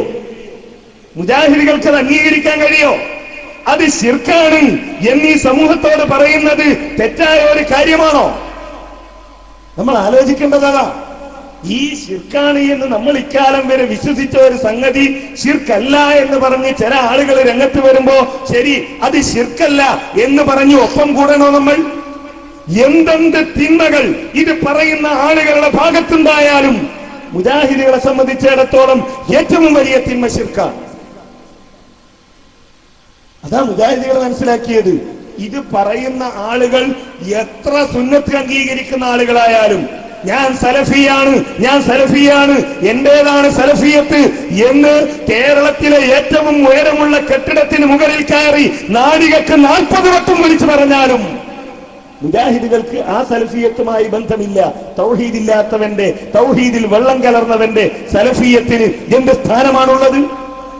സലഫികൾ വേർതിരിയുന്നത് ഒന്നാമതായി തൗഹീദിന്റെ കാര്യത്തിലാണ്. പ്രതിസന്ധിയുടെ, പ്രയാസത്തിന്റെ, ബുദ്ധിമുട്ടിന്റെ ഒരു സന്ദർഭത്തിൽ ജിന്നിനോട് സഹായം തേടിയാൽ അത് ശിർക്കല്ല, ജിന്നിനോട് സഹായം ചോദിച്ചാൽ അത് ശിർക്കല്ല എന്ന് പറയുന്ന ഏത് സലഫിയത്താ ലോകം? കണ്ടില്ലേ? ഇതാണ് വിശദീകരണം. ഈ 2007 ഇസ്ലാഹ് മാസികയിൽ വന്നൊരു വാചകമാണത്. ഇത് 2012 ഇത്രയും കാലം ഇതിൽ ശിർക്കില്ല എന്ന് പറഞ്ഞ് ന്യായീകരിച്ചു. അത് ഏത് ആയത്തിന്റെ അടിസ്ഥാനത്തിലായിരുന്നു? ഏത് ഹദീസിന്റെ അടിസ്ഥാനത്തിലായിരുന്നു? ഇത്രയും കാലം നമ്മുടെ തൗഹീദ് വെള്ളം കലർന്നതായിരുന്നോ? ഈ വെള്ളം കലർന്ന തൗഹീദുമായിട്ടാണോ കഴിഞ്ഞ 5 വർഷം നമ്മൾ നടന്നത്? ജനങ്ങളോട് പറയാൻ കൊള്ളൂ ഇത്? ആർക്കും മനസ്സിലായിട്ടില്ലേ? അബ്ദുൽ ജബ്ബാർ മൗലവി എഴുതിയത് ശിർക്കായിരുന്നുവെങ്കിൽ പിറ്റേ ദിവസം തന്നെ വിചിന്തനത്തിൽ ലേഖനം എഴുതാമല്ലോ. അത് ശിർക്കാണ്, ആ ലേഖനം പിൻവലിപ്പിക്കാമല്ലോ. അല്ലെങ്കിൽ മുജാഹിദുകൾക്ക് അതുമായി ബന്ധമില്ല, അബ്ദുൽ ജബ്ബാർ മൗലവിക്ക് സംഘടനയിൽ സ്ഥാനമില്ല എന്ന് പറയാമല്ലോ. 2011 ഇലക്ഷൻ പ്രഖ്യാപിക്കുന്നത് വരേക്കും എവിടെയായിരുന്നു ഈ ശിർക്ക് ആരോപണം? അതാ ഞങ്ങൾക്ക് അറിയേണ്ടത്. ശരി, നിങ്ങൾ പറഞ്ഞ തൗഹീദിൽ വെള്ളം കലർന്നു. ഈ വെള്ളം കലർന്ന തൗഹീദ് 2007 ഏപ്രിൽ മുതൽക്ക് ഈ 2011 ലാസ്റ്റ് KNM ഇലക്ഷൻ പ്രഖ്യാപിക്കുന്നത് വരെ അന്ന് ശിർക്കല്ല. 5 കൊല്ലം ശിർക്കല്ല, 4-5 കൊല്ലത്തോളം ശിർക്കിനെ ന്യായീകരിച്ചു. ഇതാണ് സുഹൃത്തുക്കളെ. അപ്പൊ ശിർക്കിലേക്ക് പോകുന്ന ഒരു കാര്യം, ശിർക്കായ ഒരു കാര്യം ഇവിടെ ഉണ്ടായിട്ട് അതിനെ നിഷേധിച്ചു എന്നാണ്. വാസ്തവത്തിൽ ഈ ശിർക്കാരോപണം എന്തിനാണ് നിങ്ങള്? ഇത് ഹദീസ് നിഷേധം മറച്ചു പിടിക്കാനാണ്. തനിച്ച ഹദീസ് നിഷേധം ഇവിടെ പ്രസ്ഥാനത്തിൽ വളർന്നു വരുന്നുണ്ട്. നിങ്ങൾ കേട്ടിട്ടില്ലേ നിയമത്തുള്ളാന്റെ പ്രസംഗം അല്ലേ? താടിയെ പരിഹസിക്കുക, മുഖം മറക്കുന്ന സ്ത്രീകൾ മുഖം മറക്കുന്നതിനെ പരിഹസിക്കുക, വസ്ത്രം കയറ്റിയെടുക്കുന്നതിനെ പരിഹസിക്കുക. ഇവിടെ പറഞ്ഞല്ലോ, ഞങ്ങളെ കൂടെയുള്ളവർക്ക് എന്തൊക്കെ ജീർണതയുണ്ടെങ്കിലും അവർ തൗഹീദ് ക്ലിയറാണ്. അപ്പുറത്ത് നിൽക്കുന്നവർക്ക് എത്ര വലിയ സലഫിയത്തുണ്ടെന്ന് ഒരു ഏത് ബിൽഡിങ്ങിന്റെ മുകളിൽ കയറിയിട്ടും കാര്യമില്ല, പോലെ തൗഹീദ് വെള്ളം കലർന്നാണ്. അപ്പൊ ഒരുപാട് ജീർണതയുള്ള കുറെ താപ്പാനകളെ സംരക്ഷിക്കണം, അതിന് തൗഹീദ് മറപിടിക്കണം. എന്നിട്ട് ഹദീസ് നിഷേധികളെ പ്രൊട്ടക്ട് ചെയ്യണം. ഹദീസ് നിഷേധികളെ പ്രൊട്ടക്ട് ചെയ്ത് കുറെ മുതലാളിമാരെയും പ്രൊട്ടക്ട് ചെയ്തിട്ട് ഈ പ്രസ്ഥാനത്തിന് അഹ്ലുസ് സുന്നത്തിന് വേണ്ടി പ്രവർത്തിക്കുന്ന പ്രവർത്തകരെ ശിർക്ക് ആരോപിച്ച് പുറത്താക്കണം. എന്നിട്ട് സംഘടന ഹൈജാക്ക് ചെയ്ത് കൊണ്ടുപോകണം. അതാണ് ഉദ്ദേശം. അതിന് നിന്നുകൊടുക്കുകയാണ് ഖലീഫ. അതവിടുത്തെ പ്രശ്നം. കേട്ടോ നിങ്ങൾ? KC നിയമത്തുള്ള ഫാറൂഖി നമ്മുടെ ആസ്ഥാനമായ CD ടവറിൽ വെച്ച് പ്രസംഗിക്കാണ്, താടിയെ വിമർശിച്ചോളൂ. കേട്ടോളൂ. കൂട്ടാൾക്കാര് താടിയാകുന്ന സുന്നത്തിനെ ഫർളാക്കി. താടി വെക്കൽ നിർബന്ധമാണ് എന്ന് മാത്രമല്ല, അതിന്റെ ബ്ലേഡോ കത്തിയോ തൊടാൻ പാടില്ല ഒരു സുന്നത്തുമില്ല. പിന്നെ പറയാണ് താടി വെക്കാത്ത മുസ്ലിം അല്ല. തീവ്രതയിലേക്ക് പോവുക. പിന്നെ താടി വെക്കാത്തവരെ കണ്ടാൽ ഇങ്ങനെ നോക്കുക. ഒരു ഫറളായ സംഗതി ഒഴിവാക്കിയ ഒരു മനുഷ്യനോട് പെരുമാറുന്നത് പോലെ പെരുമാറുക. ഇത് രണ്ടും ശൈത്താനിൽ നിന്നുണ്ടാകുന്നതാണ്. ഒന്നാമത്തവൻ അതിന് വളരെ ലാഘവത്തോട് കൂടിയിട്ട് അതൊന്നും ചെയ്യേണ്ട ആവശ്യമില്ല, മുഖത്തിന് അഴകാണെങ്കിൽ വെച്ചാൽ ഇല്ലെങ്കിൽ വെക്കേണ്ട ആവശ്യമില്ല എന്നല്ല അള്ളാന്റെ റസൂല് പറഞ്ഞത്. താടി സുന്നത്താണ്. സുന്നത്തുകൾ നിന്നാ മതി. അവിടെ നിന്നില്ല, തത്വം കണ്ട് മൂത്തിട്ട് എന്തായി അതിനെ ഫറളാക്കി. താടി എന്നാ ഫറളാക്കിയ താടി ഏതെങ്കിലും താടി പോരാ, അതങ്ങോട്ട് പോയിക്കോട്ടെ. അതിമ തൊടാൻ പാടില്ല കത്തിയോണ്ട്. അപ്പൊ എന്തായി, ഒരു വളരെ പ്രബലമായ ഒരു ഫറളായി മാറിയത്. പിന്നെങ്ങനെ നോക്കിയിട്ട് താടി വെക്കാത്തവൻ മുസ്ലിം അല്ല എന്നതിലേക്ക് എത്തി. ഇതാണ് ഒലുവുൻ ഫിൽ ഹദ്, അതിർത്തി വിട്ടുകടന്നു പോവുക. തജാവുസുൽ ഹദ്, അതിർത്തി വിട്ടുകടന്നു പോവുക. ഒരു അതിർത്തി, മതം എന്ന് പറഞ്ഞാൽ മിതമാണ്. മതം വളരെ എളുപ്പവുമാണ്. പക്ഷെ ഈ തീവ്രത കാണുമ്പം കുട്ടികളിലേക്ക് വരാൻ പഠിക്കുക. അതിപ്പോ ഞാൻ MSMലേക്ക് വന്നാല്, ISMൽ വന്നാല് പിന്നെ ഈ കൊച്ചൊക്കെ ഞാനും നടക്കണ്ടേ? എടങ്ങേറായി തോന്നും. മതം എളുപ്പമെന്നാണ് അള്ളാന്റെ റസൂല് പഠിപ്പിച്ചത്. ദീനു യുസ്റുൻ, മതം വളരെ എളുപ്പമാണ്. കൊണ്ടു നടക്കാനും ചെയ്യാനും ആചരിക്കാനും അനുഷ്ഠിക്കാനും ഒക്കെ ഇത്ര എളുപ്പമുള്ളൊരു സംഗതി വേറല്ല. അതുകൊണ്ട് പറഞ്ഞ് ബേജാറാക്കിയിട്ട് വീക്ക് വന്ന അങ്ങനെ ഒന്നും എന്നോട് കഴിയില്ല, അതുകൊണ്ട് കുറച്ചും കൂടി കാലം കഴിയട്ടെ എന്ന അവസ്ഥയിലേക്ക് മനം മടുപ്പിച്ച് പിന്നോട്ട് വലിക്കാം. അപ്പൊ താടിയെ ഫർളാക്കി. താടി വളർത്തേണ്ടതില്ല എന്ന് പറയുന്ന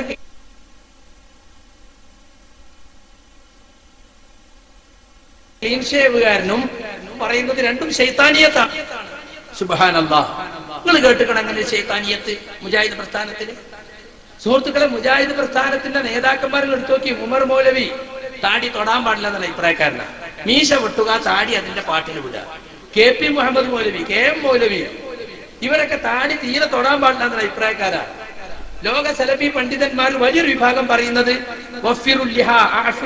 എന്നൊക്കെ പറയുന്നത് ആ കൽപ്പന വുജൂബിനാണ്, അതിപ്പോ തൊടാൻ പാടില്ല എന്നാണ്. അതേ സമയത്ത് ഒരു ഖബറത്ത് കഴിഞ്ഞിട്ട് അതിന് ശേഷമുള്ളത് മുറിച്ചെടുക്കാം. ഇബ്നു ഉമർ റളിയല്ലാഹു അൻഹു, ഉമർ റളിയല്ലാഹു അൻഹു, അബൂ റളിയല്ലാഹു അൻഹു പോലുള്ള സഹാബികൾ മുറിച്ചിട്ടുണ്ട്. അതുകൊണ്ട് ഒരു പിടിക്ക് ശേഷമുള്ളത് മുറിച്ചെടുക്കുന്നത് തെറ്റില്ല എന്നൊരു കൂട്ടർ പറഞ്ഞിട്ടുണ്ട്. ഇതാണ് ഈ വിഷയത്തിലെ തർക്കം.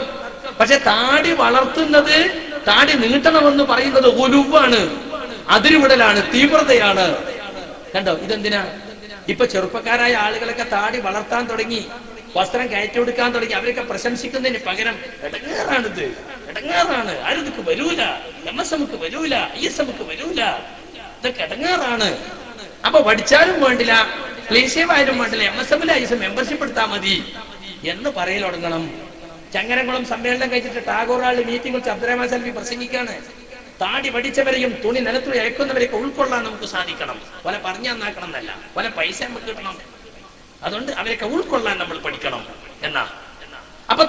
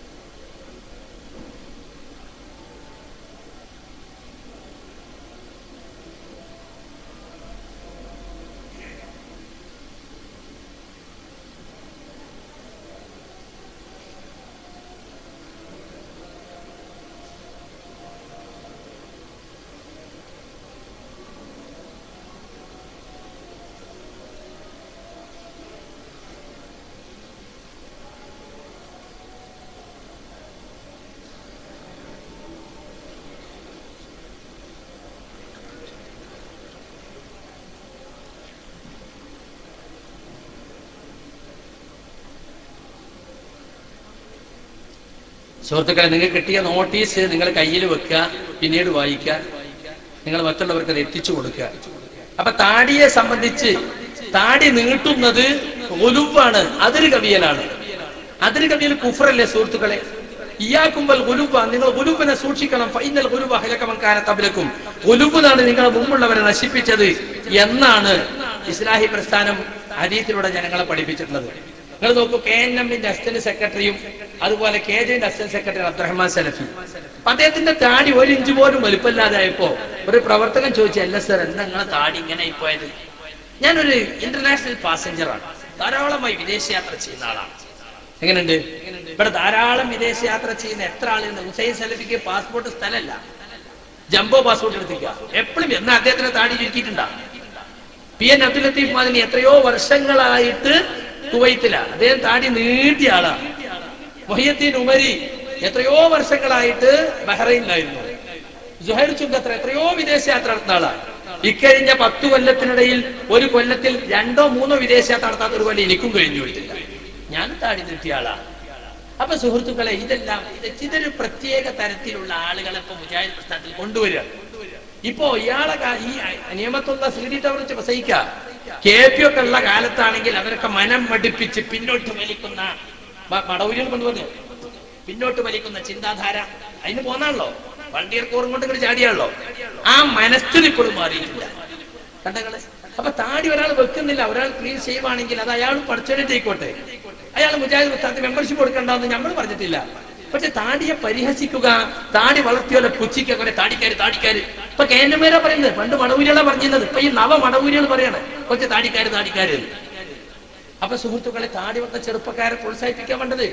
മെഡിക്കൽ കോളേജും എഞ്ചിനീയറിംഗ് കോളേജൊക്കെ പഠിക്കുന്ന കുട്ടികൾ താടി വെക്കുകയും വസ്ത്രം കയറ്റിയെടുക്കുകയും ചെയ്യുന്നുണ്ടെങ്കിൽ അതിനെ പ്രോത്സാഹിപ്പിക്കുന്നതിന് പകരം അതിനെ പുച്ഛിക്കാണ്. താടി വെക്കാത്തവൻ മുസ്ലിം അല്ല എന്ന് പറഞ്ഞു. ആരാ പറഞ്ഞ്? അങ്ങനെ നമ്മൾ പറഞ്ഞു എന്ന് മടവൂരികൾ ദുരാരോപണം നടത്തി, അത് ഇയാളെ ഏറ്റെടുത്തു. മടവൂരികൾ എന്താ പറഞ്ഞത്? അതിപ്പോ ഏറ്റെടുത്തു. ഇപ്പൊ 2017 മുതൽ 2006 മുതൽ സലാം സല്ലമി പറഞ്ഞതാണ് ഇപ്പൊ ഇവര് പറഞ്ഞുകൊണ്ടിരിക്കുന്നത്. ഈ ശിർക്കാരോപണം അതിലേക്ക് ഞാൻ വരുന്നുണ്ട് ഇൻഷാ അല്ലാഹ്. ഏതായിരുന്നാലും സുഹൃത്തുക്കളെ, ഒലുവ് കുഫ്ർ എന്ന് പറഞ്ഞ് തീവ്രവാദം എന്ന് പറഞ്ഞിട്ട് നമ്മുടെ ആളുകളെ പരിഹസിക്കുന്ന താടിയാകുന്ന ഇസ്ലാമിന്റെ ശഈറത്തിന്, ഇസ്ലാമിന്റെ ചിഹ്നത്തെ പരിഹസിക്കുന്ന ഒരവസ്ഥ സീഡിട്ടാണ്. ഇപ്പോൾ കഴിഞ്ഞ ആഴ്ചന്റെ വിചിന്തനത്തിന് എന്ത് നിഅമത്തുല്ലാ ഫാറൂഖി പ്രസംഗിക്കുന്നു സീഡിട്ട് ആസ്ഥാനതായി. അപ്പോ ചീക്കൊന്നാരോ ഫോൺ ചെയ്തു, നിങ്ങളെങ്ങനെ തന്നെ വിളിച്ചു ശാസിച്ചു എന്നൊക്കെ പറഞ്ഞു. നിങ്ങൾ ഈ പ്രസംഗത്തിന് ആരും എന്നെ വിളിച്ചിട്ടുള്ള ശാസിച്ചിട്ടില്ല, ഇനി പുറത്താക്കിയാൽ എനിക്ക് പ്രശ്നമില്ല. അയാൾക്ക് ധൈര്യം, കാരണം കോക്കസിന്റെ ആളാ, അബ്ദുറഹ്മാൻ സലഫിന്റെ ആളാ, ഒരു പ്രശ്നമല്ല. ഇനി നോക്കിയാൽ അയാൾ വസ്ത്രം കയറ്റി പരീക്ഷിക്കണോ? നിരാണ്ട മേപ്പറോട് കയറ്റിയിട്ട് 3/4 എന്താ പറയുന്നതിന് പുറകെ ആ നിലക്ക് അവിടെയാണ് കുറിച്ച് നല്ല എഞ്ചിനീയറിംഗിന് പഠിക്കുന്ന കുട്ടികളെ, MBBS പഠിക്കുന്ന കുട്ടികളെ ഈ ഉലുവ് തലയിൽ കയറിയിട്ട് ഓരോരുത്തരും പറഞ്ഞു പേടിപ്പിക്കുക. നിങ്ങളെ കത്തിരി അടുത്തിട്ട് നിര്യാണിന്റെ അവിടെ വെച്ചാൽ പോരെ, അതിന്റെ മേലെ കയറ്റിട്ട് നിൽക്കുക. അപകടമാണ്, ഭയങ്കര അപകടമാണ്. ഇത് നിര്യാന്റെ മേലക്കാണ് കയറ്റിട്ട് കത്തിരി വെച്ചു. ഈ ഒലുവ് പറഞ്ഞ് തലി കയറ്റിയിട്ട് എന്താ ഇത് ഒലുവ? അള്ളാഹുവിന്റെ റസൂലിന്റെ ഹദീസ് എന്താ? അത് നോക്കി പഠിക്കണം.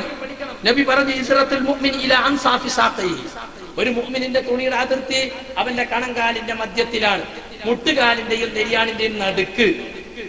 വഅലാ ഹറജ ഫീമാ ബൈനഹു വബൈനൽ കഅബൈൻ, അവിടെ മുതൽ നെരിയാണി വരെ കുഴപ്പമില്ല, താഴാം.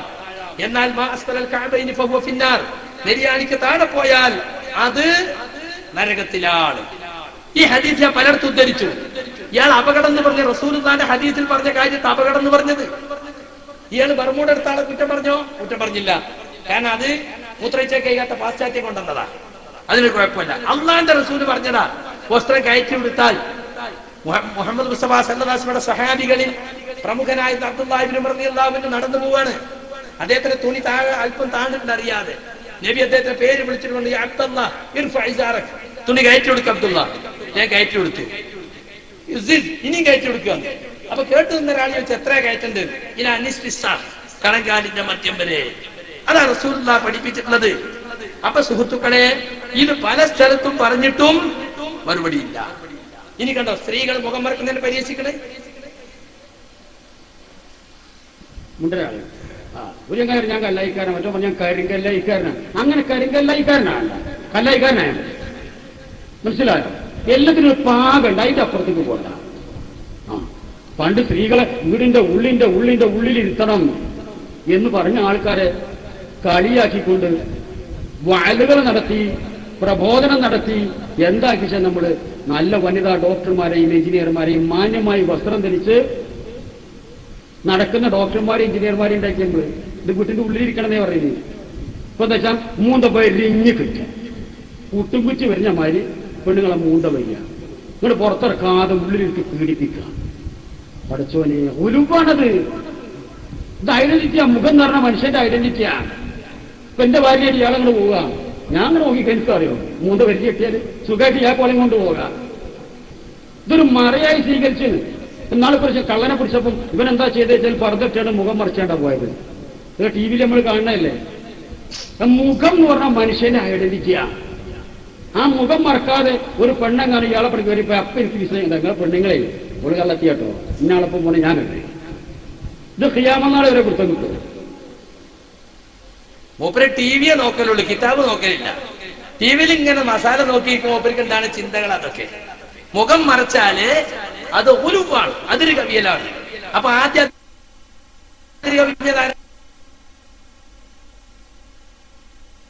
ഉമ്മഹാത്തുൽ മുഅ്മിനീൻ, പിന്നെ സഹാബി വനിതകൾ, പിന്നെ ആദിമ നൂറ്റാണ്ടിൽ ജീവിച്ചവർ, ഇന്നും ലോകത്തുടനീളമുള്ള സെലഫികൾ പെണ്ണുങ്ങളെ മുഖം മറക്കുന്നവരാ. ഗൾഫ് രാജ്യത്ത് പോയാൽ അറിയില്ലേ, അത് ഉലുബാണത്രേ. എവിടുന്ന ഇയാൾ തീരു പിടിച്ചത്?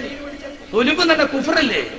ഈ കാലഘട്ടത്തിൽ ശരീര പ്രദർശനം നടത്തി നടക്കുന്ന പെണ്ണുങ്ങൾക്കിടയിൽ എന്റെ ചുണ്ടും പല്ലും കവിളൊന്നും ആണുങ്ങൾ നോക്കണ്ട.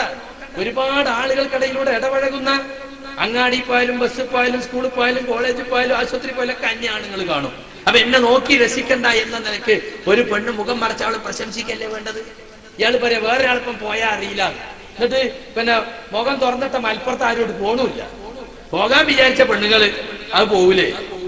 ഞാൻ ചോദിക്കട്ടെ, ഏതെങ്കിലും ഒരു പെണ്ണ് മുഖം മറച്ചത് പോയിട്ടുണ്ടെങ്കിൽ മുഖം മറച്ച 10,000-കണക്കിന് പെണ്ണുങ്ങൾ അന്തസ്സായിട്ട് ഇസ്ലാമിന്റെ സംസ്കാരം മുറുകെ പിടിച്ച് ജീവിക്കുന്നില്ലേ?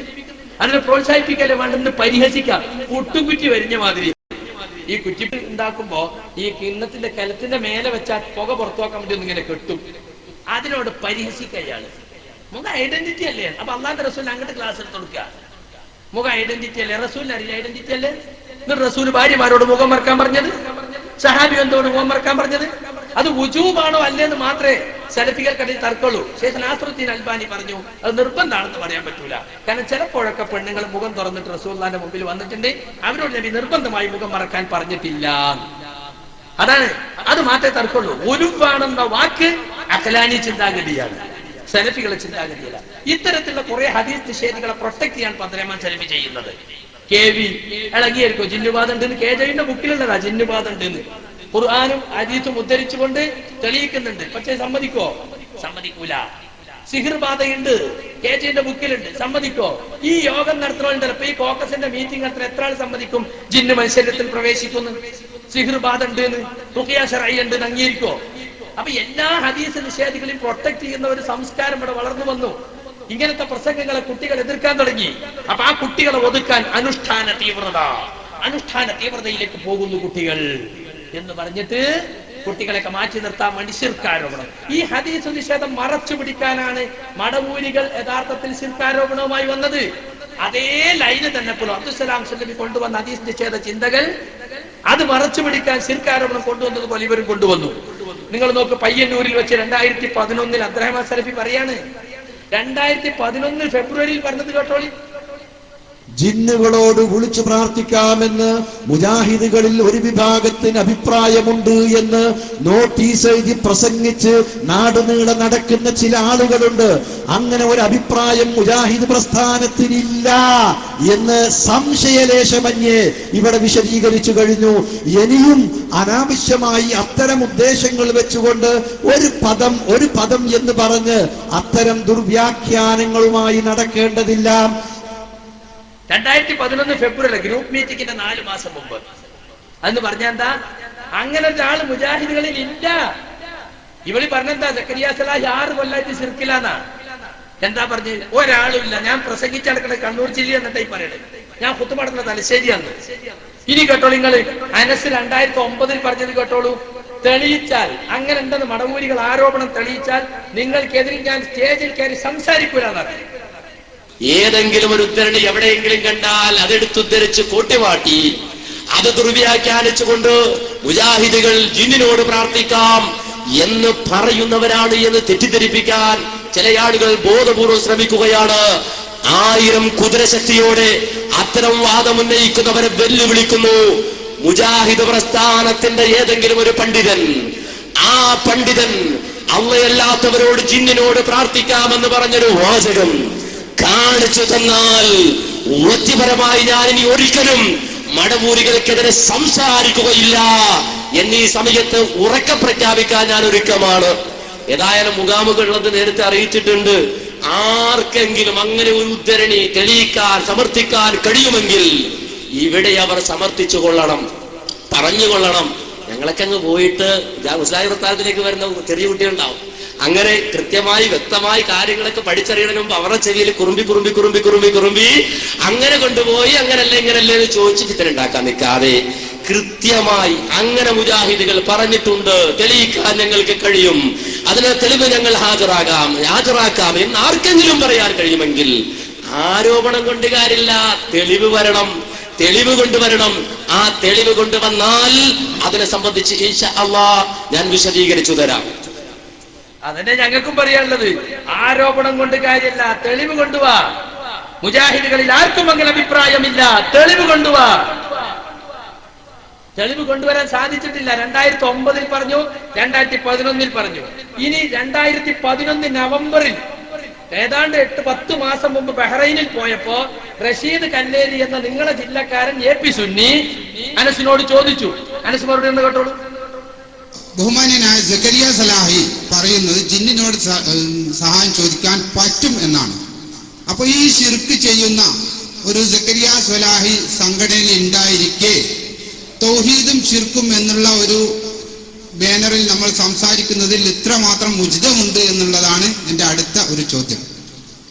ചില സന്ദർഭത്തില് ചിലത് അള്ളാഹ് പറയിക്കല. നിങ്ങൾ ഒരു കളവാണ് പറഞ്ഞത്. സക്കരിയ സലാഹി അങ്ങനെ പറഞ്ഞില്ല. സക്കരിയ സലാഹി ഇവിടെ ഇല്ല. ഉണ്ടായിരുന്നെങ്കിൽ നമുക്ക് ചോദിക്കാമായിരുന്നു, താങ്കൾക്ക് അങ്ങനെ വാദമുണ്ടോ? അങ്ങനെ വാദമുണ്ട് എന്നാ സക്കരിയ സലാഹി പറയണമെങ്കിൽ ഈ മൈക്ക് സക്കരിയ സലാഹിയുടെ നേരെ തിരിച്ചു വെക്കുക. ഇനി അങ്ങനെ വാദം ആര് പറഞ്ഞാലും അവരുടെ നേരെ മൈക്ക് തിരിച്ചു വെക്കുക. അതുകൊണ്ട് ഇവിടെ ഒരു ആരോപണം ഉന്നയിച്ച ആ സുഹൃത്തിനോട് ഞങ്ങൾക്ക് വളരെ മാന്യമായി പറയാനുള്ളത്, സക്കരിയ സലാഹിയുടെ പേരിൽ താങ്കൾ പറഞ്ഞതിന് തെളിവ് തരൂ. സക്കരിയ സലാഹിയുടെ പേരിൽ താങ്കൾ പറഞ്ഞതിന് തെളിവ് തരൂ. അങ്ങനെ സക്കരിയ സലാഹിക്ക് വാദമുണ്ട്, ജിന്നിനോട് പ്രാർത്ഥിക്കാം എന്നാണ് സക്കരിയ സലാഹി പറയുന്നത് എന്നാണ്. അതിനുള്ള തെളിവ് അദ്ദേഹം ഉന്നയിക്കട്ടെ. മറ്റൊരു കളവ് കൂടി, ഞാൻ ജിന്നിനോട് പ്രാർത്ഥിക്കാം എന്നാണ് സക്കരിയ സലാഹി പറയുന്നത് എന്ന് ഞാൻ പറഞ്ഞോ? ആയിക്കോട്ടെ, ജിന്നിനോട് സഹായം തേടാം എന്ന വാദമുള്ള ആളാണ് സക്കരിയ സലാഹി. ഒരുപാട് പ്രസംഗത്തിൽ ഞാൻ കേട്ടതാണ്. പറഞ്ഞിട്ടില്ല സഹായം ചോദിക്കുന്നത് പൊട്ടന്മാരെ, അത് തൗഹീദിന് പുറത്തല്ല എന്ന് മടവൂരികളെ വെല്ലുവിളിച്ചുകൊണ്ട് ചോദിക്കുന്ന പ്രസംഗം ഒരുപാട് വീണുകളുണ്ട്. വേണ്ടെങ്കിൽ ഇവിടെ വിൽക്കുന്ന സ്ഥലത്ത് ഉണ്ടായിരിക്കും. ഇനി വേണമെങ്കിൽ നിങ്ങളുടെ പുസ്തകത്തിൽ നിന്ന് തന്നെ അതിന്റെ തെളിവ് വായിക്കാം. പുസ്തകത്തിൽ നിന്നല്ല, നിങ്ങൾ ഇപ്പോൾ പറഞ്ഞത് ഒന്ന് കഴിഞ്ഞിട്ട് അടുത്തേക്ക് ചാടിയപ്പോലെ സക്കരിയ സലാഹി അത് പറഞ്ഞു എന്ന്. സക്കരിയ സലാഹി പറഞ്ഞു, ഹാത്തു ബുർഹാനക്കും തെളിവ് താന്നാ ചോദിച്ചത്. സക്കരിയ സലാഹി പറഞ്ഞു എന്ന് മാത്രമല്ല, ഈ പ്രസംഗം പോയിട്ട് പ്രസംഗിച്ചിട്ട് അബ്ദുൽ ഖാദർ മൗലവി ഇദ്ദേഹത്തെ പ്രസംഗത്തിനൊരു വിളിക്കരുത് എന്ന് പോലും പറഞ്ഞത് നിങ്ങൾ സമ്മതിക്കുകയാണെങ്കിൽ ഇവിടെ ക്ലിപ്പ് കേൾപ്പിക്കാൻ ഞാൻ തയ്യാറാണ് എന്ന് അറിയിക്കുകയാണ്. അത് വെറുതെ സദസ്സിൽ വെറുതെ ഒരു മോശമായ രീതിയിൽ നിങ്ങൾ ആക്കണം എന്നുള്ള രീതിയിലാണ് ഞാനിതുവരെ കേൾപ്പിക്കാൻ തയ്യാറാകാത്തത് എന്നും ഞാൻ പറയുകയാണ്. സക്കരിയ സലാഹി പറഞ്ഞു എന്നുള്ള തെളിവാണ്. സക്കരിയ സലാഹി പ്രസംഗിച്ചിട്ട് അവനെ പ്രസംഗിക്കാൻ ക്ഷണിക്കരുത് എന്ന് അബ്ദുൽ ഖാദർ മൗലവി, അതായത് നിങ്ങളുടെ സെക്രട്ടറി ബഹുമാന്യനായ AP അബ്ദുൽ ഖാദർ മൗലവി പറഞ്ഞതുപോലും കേൾപ്പിക്കാൻ എനിക്ക് കഴിയും എന്നാണ് അബ്ദുൽ ഖാദർ മൗലവി പറഞ്ഞോ ഇല്ലയോ എന്നല്ല, സക്കരിയ സലാഹി പ്രസംഗിച്ചു എന്നാണ് നിങ്ങൾ പറഞ്ഞത്. ഇനി അവിടെ ഇരുന്ന് ഞാൻ പറഞ്ഞുതരാം, അവിടെ ഇരിക്കും, വിഷമിക്കണ്ട. ഇനി അതല്ല, അതെച്ചാല് നമ്മുടെ സാധാരണ ചില ആളുകളുടെ മുഖാമത്തിൽ ഒരു എര കിട്ടിയാൽ അവിടെ കൊടുത്തി വരിക്കല. അതറിയാത്തോണ്ടല്ല നമ്മൾ അങ്ങനെ ആ രൂപത്തിൽ അദ്ദേഹത്തെ വഷളാക്കാൻ ഉദ്ദേശിക്കുന്നില്ല. ഇനി ഒരു കാര്യം പറയട്ടെ, AP അബ്ദുൽ ഖാദർ മൗലവി പറഞ്ഞു അദ്ദേഹം വേറൊരു ട്രെയിനിങ്ങിലേക്ക് പോവാണ്, ആയിക്കോട്ടെ. ഇതിപ്പോ വാല് പൊക്കുമ്പോൾ അറിയാം എന്തിനായി പോണത് എന്നുള്ള വിവരം നമുക്കറിയാം. അപ്പോ നാട് നീളെ ധരിപ്പിച്ചുകൊണ്ടിരിക്കുന്ന ഒരു തെറ്റിദ്ധാരണ, ആ തെറ്റിദ്ധാരണയിൽ കുടുങ്ങിയിട്ടോ അല്ലാതെയോ ആണ് അദ്ദേഹം ഇവിടെ വന്നിട്ടുള്ളത്. അദ്ദേഹത്തെ സംബന്ധിച്ചിടത്തോളം അദ്ദേഹത്തിന് സക്കരിയ സലാഹി ജിന്നൊന്നുമല്ല വിഷയം. അദ്ദേഹത്തെ സംബന്ധിച്ചിടത്തോളം ചോദിക്കാൻ ഒരുപാട് വിഷയങ്ങളുണ്ട്. ആ വിഷയത്തിലേക്ക് ഞങ്ങൾ ഇൻഷാ അല്ലാഹ് നിങ്ങളെ കൊണ്ടുവരിക തന്നെ ചെയ്യും. ആ വിഷയത്തിലേക്ക് നിങ്ങളെ കൊണ്ടുവരിക തന്നെ ചെയ്യും. ഇവിടെ പല പ്രസംഗങ്ങളിലും ഉള്ളത് അത് സക്കരിയ സലാഹി പറഞ്ഞത് എന്താണ് എന്ന് അതിന്റെ പൂർണ്ണരൂപത്തിൽ കേൾക്കാതെ മനസ്സിലാക്കാതെ ആ വാദമുണ്ട് എന്ന് വരുത്തിയിട്ട് ആ രൂപത്തിൽ വിഷയം കൊണ്ടുപോകാൻ ശ്രമിക്കേണ്ടതില്ല. ഇനി സക്കരിയ സലാഹി വളരെ വ്യക്തമായി പറഞ്ഞല്ലോ, അദ്ദേഹം ജീവിച്ചിരിപ്പുള്ള ആളാണ്. അദ്ദേഹത്തിന് അങ്ങനെ വാദമുണ്ടെങ്കിൽ ഞങ്ങൾ അതിനെ എതിർക്കുന്നു എന്ന് പറയുന്നു. അദ്ദേഹത്തിന് വാദമില്ല എന്ന് അദ്ദേഹം പറയുന്നു. അപ്പൊ പിന്നെ എന്താ? പിന്നെ ആർക്കാണ് അദ്ദേഹത്തെ സംബന്ധിച്ചിടത്തോളം അദ്ദേഹം ജിന്നോട് പ്രാർത്ഥിക്കുന്ന ആളാണ് വരുത്തി തീർക്കേണ്ടത്? ആ ദുർമോഹം മനസ്സിൽ വെച്ചാൽ മതി. ആ ദുർമോഹം വേണ്ടതില്ല, അവിടെ ഇരിക്കൂ, കഴിഞ്ഞിട്ടില്ലല്ലോ. ആ ദുർമോഹം വേണ്ടതില്ല. നിങ്ങൾ അടിസ്ഥാനപരമായി മനസ്സിലാക്കേണ്ടത് എന്താണ്? സക്കരിയ സലാഹി പറഞ്ഞാണോ? സക്കരിയ സലാഹി പറഞ്ഞിട്ടില്ല. സക്കരിയ സലാഹി പറഞ്ഞിട്ടില്ല. ജിന്നിനോട് സഹായം തേടാമെന്ന് സക്കരിയ സലാഹി പറഞ്ഞിട്ടില്ല എന്ന് ഞാൻ പറയുമ്പോൾ നിങ്ങൾ പറഞ്ഞതുപോലെ ആവൂല. തെളിവ് തരും, സ്ക്രീനിൽ നോക്കിക്കോ. ഇതാണ് ഞാനുമായി ബന്ധമുള്ളത്. മറ്റെല്ലാം പച്ചക്കളവുകളാണ്. സക്കരിയ സലാഹി എന്ന് പറഞ്ഞിട്ട് 16 കൊടുത്തിൽ ഈ 5 മാത്രമാണ് ഞാനുമായിട്ട് എന്തെങ്കിലും ബന്ധമുള്ളത്. ഒന്നാമത്തെ എന്താ അറിയോ? അപകടഘട്ടങ്ങളിൽ ജിന്നിനോടും മലക്കിനോടും സഹായം നേടാൻ ഞാൻ വെല്ലുവിളിക്കുന്നു ലോകത്തുള്ള സർവ്വ മടവൂരികളെയും. എവിടെയാ ഞാൻ എഴുതിയത്? കാണിച്ചു തരണം. നിങ്ങള് പച്ച നോള അച്ചടിച്ചു വിടുക ദീനീ പ്രവർത്തനം എന്ന് പറഞ്ഞിട്ട്. സക്കരിയ സലാഹിയുടെ പേരിൽ നിങ്ങൾ പറഞ്ഞ വാദം തെറ്റാണ് എന്ന് ഞാൻ തെളിയിച്ചു തന്നു. സക്കരിയ സലാഹിക്ക് അങ്ങനെ വാദമില്ല എന്ന് സക്കരിയ സലാഹി തന്നെ പറയുന്നത് കേൾപ്പിച്ചു തന്നു. സംഗതി വളരെ ക്ലിയർ ആണ്. ഇപ്പൊ ഈ പറഞ്ഞതൊക്കെ മൂപ്പർക്കെതിരാണ്. സക്കരിയ സലാഹി ജീവിച്ചിരിക്കുന്ന ആളാണ്. അദ്ദേഹം പറയുന്നു അദ്ദേഹത്തിന് അങ്ങനെ വാദമില്ല. പിന്നെ ആർക്കാണ് അദ്ദേഹം അങ്ങനെ വാദമുള്ള ആളാണെന്ന് വരുത്തി തീർക്കേണ്ടത്? ആ ദുർമോഹം മനസ്സിലിരിക്കട്ടെ. ഇതൊക്കെ അനീഫാക്ക് മനസ്സിനുള്ള മറുപടിയാണ്. പണ്ട് പറഞ്ഞത് അത് സത്യസന്ധമായി പറഞ്ഞതാ. സത്യസന്ധമായി മൂപ്പര് പറഞ്ഞതാണ്. ഇപ്പൊ മിനിഞ്ഞാന്ന് മൂപ്പര് തിരൂരിൽ വെച്ച് പറഞ്ഞു, ഞാൻ ആ പറഞ്ഞതിന് എനിക്കൊരു ന്യായീകരണം ഉണ്ട്. അതെന്താ? PN അബ്ദുൽ ലത്തീഫ് മൗലവിയുടെ നേതൃത്വത്തിൽ ഞങ്ങൾ എല്ലാവരും ഇരിക്കുമ്പോൾ അദ്ദേഹം ഒപ്പിട്ട് തന്നു, ജിന്നിനോട് സഹായം തോന്നിക്കുന്നത് തൗഹീദിന് വിരുദ്ധവും ശിർക്കുമാണ്. അത് വിശ്വസിച്ചിട്ടാ ഞാൻ പറഞ്ഞത്. അതല്ലെങ്കിൽ മൂപ്പര് വേറെ പറയുന്നു, നിങ്ങൾക്ക് ഉദ്ധരിക്കും. അത് കഴിഞ്ഞിട്ട് ഇപ്പൊ നിങ്ങൾ കുറെ വിശദീകരണം നടത്തില്ല. സക്കരിയാന്റെ ഒരു ക്ലിപ്പുകൾ കിട്ടിയോ? കളവ് പറയുന്നത് അനസ് മൗലവി, നിങ്ങളൊക്കെ ദീനീ പ്രബോധകന്മാരാ. നമ്മളൊക്കെ ദീനീ പ്രബോധകന്മാർ. നമ്മളെ വിശ്വസിച്ച ഈ ആളുകൾ കേൾക്കുന്നത്. മുജാഹിദ് പണ്ഡിതന്മാര് കളവ് പറയില്ല എന്നുള്ള നിലക്കാണ് ആളുകൾ വന്നിരിക്കുന്നത്. അത് നിങ്ങൾ മനസ്സിലാക്കണം. ഇപ്പൊ AP അബ്ദുൽ ഖാദർ മൗലവിക്ക് ഒരു മടവൂരി ഫോൺ ചെയ്ത, കായംകുളത്തെ മടവൂരി, സക്കരിയ സലാഹി ഇവിടെ വന്നിട്ട് ജിന്നിനെ വിളിച്ച് പ്രാർത്ഥിക്കാമെന്നും ജർമ്മനിയിൽ നിന്ന് മരുന്നെടുത്തുകൊണ്ടിരുന്ന കാര്യമൊക്കെ പറഞ്ഞ് ഞങ്ങളാകെ വിഷമത്തിലായി. അബ്ദുറഹ്മാൻ സലഫിയുടെ കാസറ്റ് കേട്ട് റാഹത്തിൽ ഇരിക്കുക ഞങ്ങൾ ജിദ്ദ പ്രസംഗം. അപ്പൊ അദ്ദേഹം അങ്ങനെ പറഞ്ഞോ? ഓൻ അങ്ങനെ പറയില്ല എന്നാണ് നമ്മളോട് പറഞ്ഞത്. ഹായ് സർ, പറഞ്ഞു സർ, പറഞ്ഞു ഇങ്ങനെ AP ആയിട്ട് അടിച്ചേൽപ്പിച്ചു. എന്താ പിന്നെ ചെയ്യാ സർ? ഇയാൾക്ക് ഇതിന് നടപടി എടുത്തൂടെ? നടപടി എടുത്തവന് മാർക്കറ്റ് കൂടുകയല്ലേ? AP പറയാ, ആരോടാ ഈ പറയണത്? പച്ച മടവൂരിനോടാ. എന്നിട്ട് ഓല് പിറ്റേന്ന് നെറ്റിലിട്ടു. അത് ഇതുവരെ കൊണ്ടുവന്നിരുന്നത് മടവൂരികളായിരുന്നെങ്കിൽ 2011 ഇലക്ഷൻ വന്നപ്പോ ഈ വിഭാഗത ഏറ്റെടുത്ത് നോട്ടീസാക്കി. AP-യുടെ ഫോൺ ക്ലിപ്പ്. എന്നിട്ട് CD ടവറിൽ നമ്മളൊക്കെ അഡ്രസ് ഉണ്ടാവുമല്ലോ. ഇപ്പൊ വേറെ എവിടെയും കത്തിന്റെ അഡ്രസ് ഉണ്ടാവില്ല, ഒക്കെ ഫോൺ ചെയ്യലാണല്ലോ. CD ടവറിലുള്ള അഡ്രസ്സിൽ ഈ നോട്ടീസ് വരികയാണ്. AP-ന്റെ ഫോൺ ക്ലിപ്പ് മടവൂരികൾ 1-2 വർഷം മുമ്പ് ഉണ്ടാക്കിയത്. ഞാൻ കായംകുളത്ത് പോയി പ്രസംഗിച്ചപ്പോഴുള്ള ക്ലിപ്പാണ് അനസ് മൗലവി വിട്ടത്. അപ്പൊ സുഹൃത്തുക്കളെ, ഇങ്ങനെ വാദമുള്ളവർ ഈ പ്രസ്ഥാനത്തിൽ ഇല്ല എന്ന് 2011 നവംബറിൽ പോലും എന്റെ സുഹൃത്ത് ഇതാ സത്യസന്ധമായി പറഞ്ഞതാണ് നിങ്ങൾ കേട്ടത്. അബ്ദുറഹ്മാൻ സലഫി 2001 ഫെബ്രുവരിയിൽ പറഞ്ഞത് അതിനു മുമ്പ് നിങ്ങൾ കേട്ടത്. അപ്പൊ എന്താ പ്രശ്നം? നിങ്ങൾ പറ, എന്താ പ്രശ്നം? ഇലക്ഷനാണ് പ്രശ്നം. KNM ഇലക്ഷനാണ് പ്രശ്നം. അതിനു വേണ്ടിയാണ് 2011 ജൂണിന് ശേഷം ഇങ്ങനെ ഒരു വാദം ഉയർത്തിക്കൊണ്ടുവന്ന് എനിക്കതിൽ ശിർക്ക് ആരോപിച്ച്, മുജാഹിദ് പ്രവർത്തകരിൽ ശിർക്ക് ആരോപിച്ച് ഈ സംഘടനയിൽ വീണ്ടും ഒരു ഭിന്നിപ്പ് കുത്തിപ്പൊക്കാൻ ഈ മൂവർ സംഘം ശ്രമിച്ചത്. അത് നിങ്ങൾ മനസ്സിലാക്കണം. കണ്ടോ, 2011 ഇലക്ഷനോടനുബന്ധിച്ച് ധൃതി പിടിച്ചിറക്കിയ അനസും അനീഫയും അതുപോലെ അബ്ദുറഹ്മാൻ സലഫിയും ചേർന്നെഴുതിയ ജിന്ന് പിശാച് റുഖിയ ശർഇയ്യ എന്ന പുസ്തകം GPRS. ഇതിലെന്താ, ഇതിന്റെ 19ാമത്തെ പേജിൽ എന്താ പറഞ്ഞിട്ടുള്ളത്? ഇവൻ അനീഫിയാണ് എഴുതിയതാ. വിശുദ്ധ ഖുർആൻ തിരുസുന്നത്തും മുന്നിൽ വെച്ച് പൂർവികര മാർഗത്തിലേക്ക് മുജാഹിദ് പ്രസ്ഥാനം ജനങ്ങളെ ക്ഷണിച്ചപ്പോൾ ഖുർആൻ ദുർവ്യാഖ്യാനിച്ചു, നബിയുടെ വചനങ്ങൾ വാലും തലയും കുറിച്ച് വികൃതമാക്കി ജനസമക്ഷം അവതരിപ്പിച്ചും പിടിച്ചു നിൽക്കാൻ പൗരോഹിത്യം ശ്രമിച്ചിട്ടുണ്ട്. എന്നാൽ അള്ളാഹുവിന്റെ പ്രകാശം ഊതിക്കെടുത്താനുള്ള വിഫല ശ്രമം മാത്രമായി അവ കലാശിച്ചു.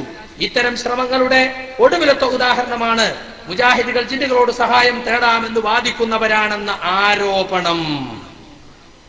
കണ്ടോ, ഇലക്ഷനോടനുബന്ധിച്ച് ഇറക്കിയാലും കൂടി ആരോപണം എന്നാ പറഞ്ഞത്.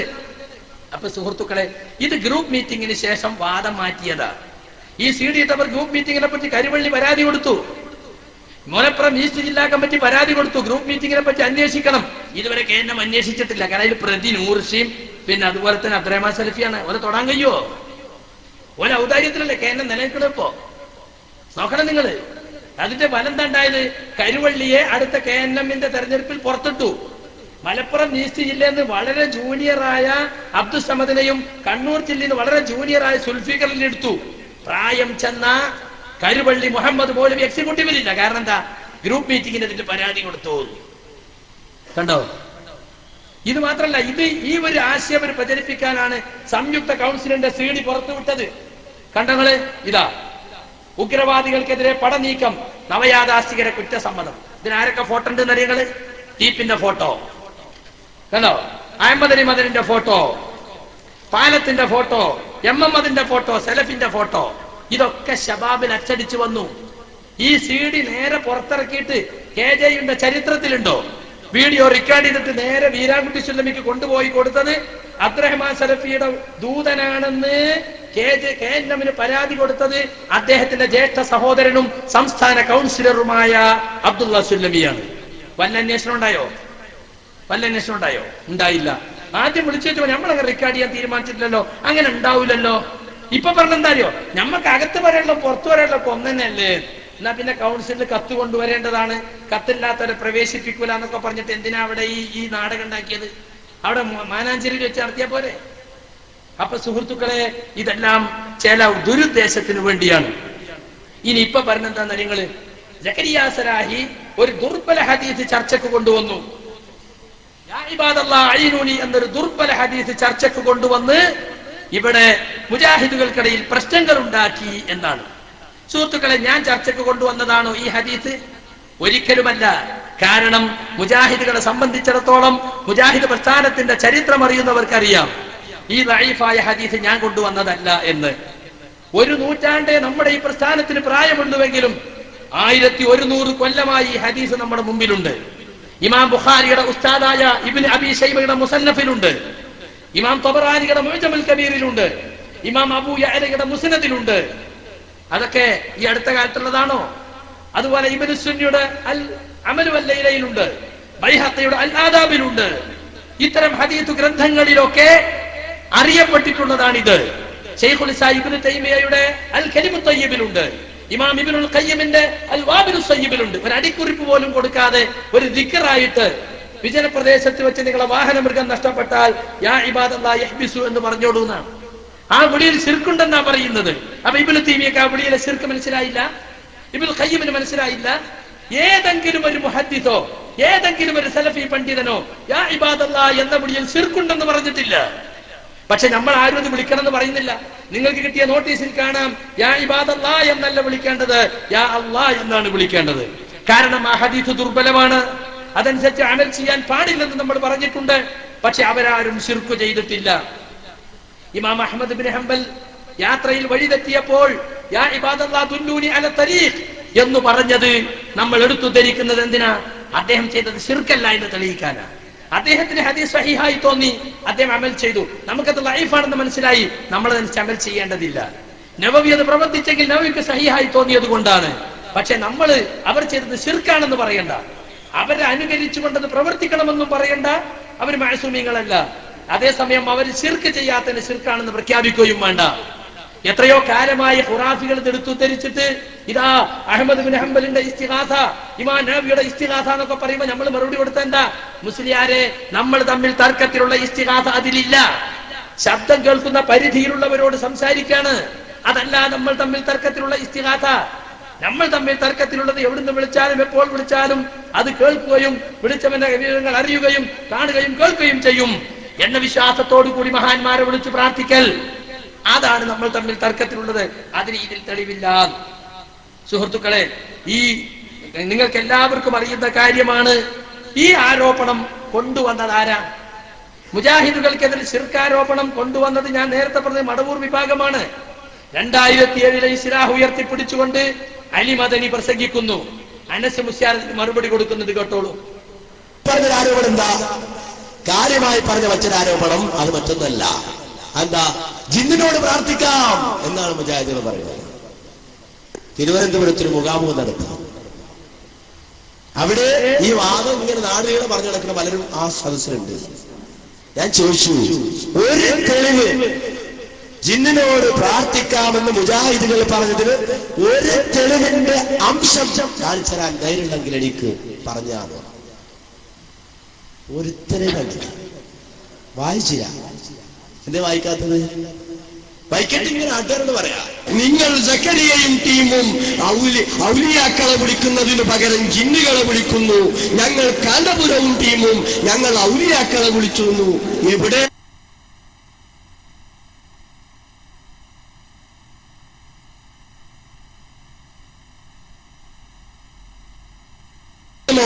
വ്യത്യാസം പിന്നെ ഒരു ഇസ്ലാം മാസിക ഇങ്ങനെ എടുത്തു കാണിക്കും. 2007 ഏപ്രിൽ പുറത്തിറങ്ങിയ ഇസ്ലാം മാസിക. എന്നിട്ട് ചോദ്യം, ആരാ പോയത്തക്കാരെ പ്രാർത്ഥിക്കാന്ന് പറഞ്ഞത്? ജിന്നുകളോട് പ്രാർത്ഥിക്കാതെ ആരാ പറഞ്ഞത്? ഇസ്ലാഹ് 2007 ഏപ്രിൽ മാസം. ആ ഏപ്രിൽ മാസത്തിൽ നിങ്ങൾ എഴുതിയതെന്താ? ഒരാൾ വിജനമായ സ്ഥലത്ത് എത്തിപ്പെട്ടാൽ ജിന്നുകൾ കേൾക്കുമെന്ന് കരുതി, മലക്കുകൾ കേൾക്കുമെന്ന് കരുതി വിളിക്കാം. ഇസ്ലാഹ് 2007 ഏപ്രിൽ മാസം. ആ ഏപ്രിൽ മാസത്തിൽ നിങ്ങൾ എഴുതിയതെന്താ? ഒരാൾ വിജനമായ സ്ഥലത്ത് എത്തിപ്പെട്ടാൽ ജിന്നുകൾ കേൾക്കുമെന്ന് കരുതി, മലക്കുകൾ കേൾക്കുമെന്ന് കരുതി വിളിക്കാം.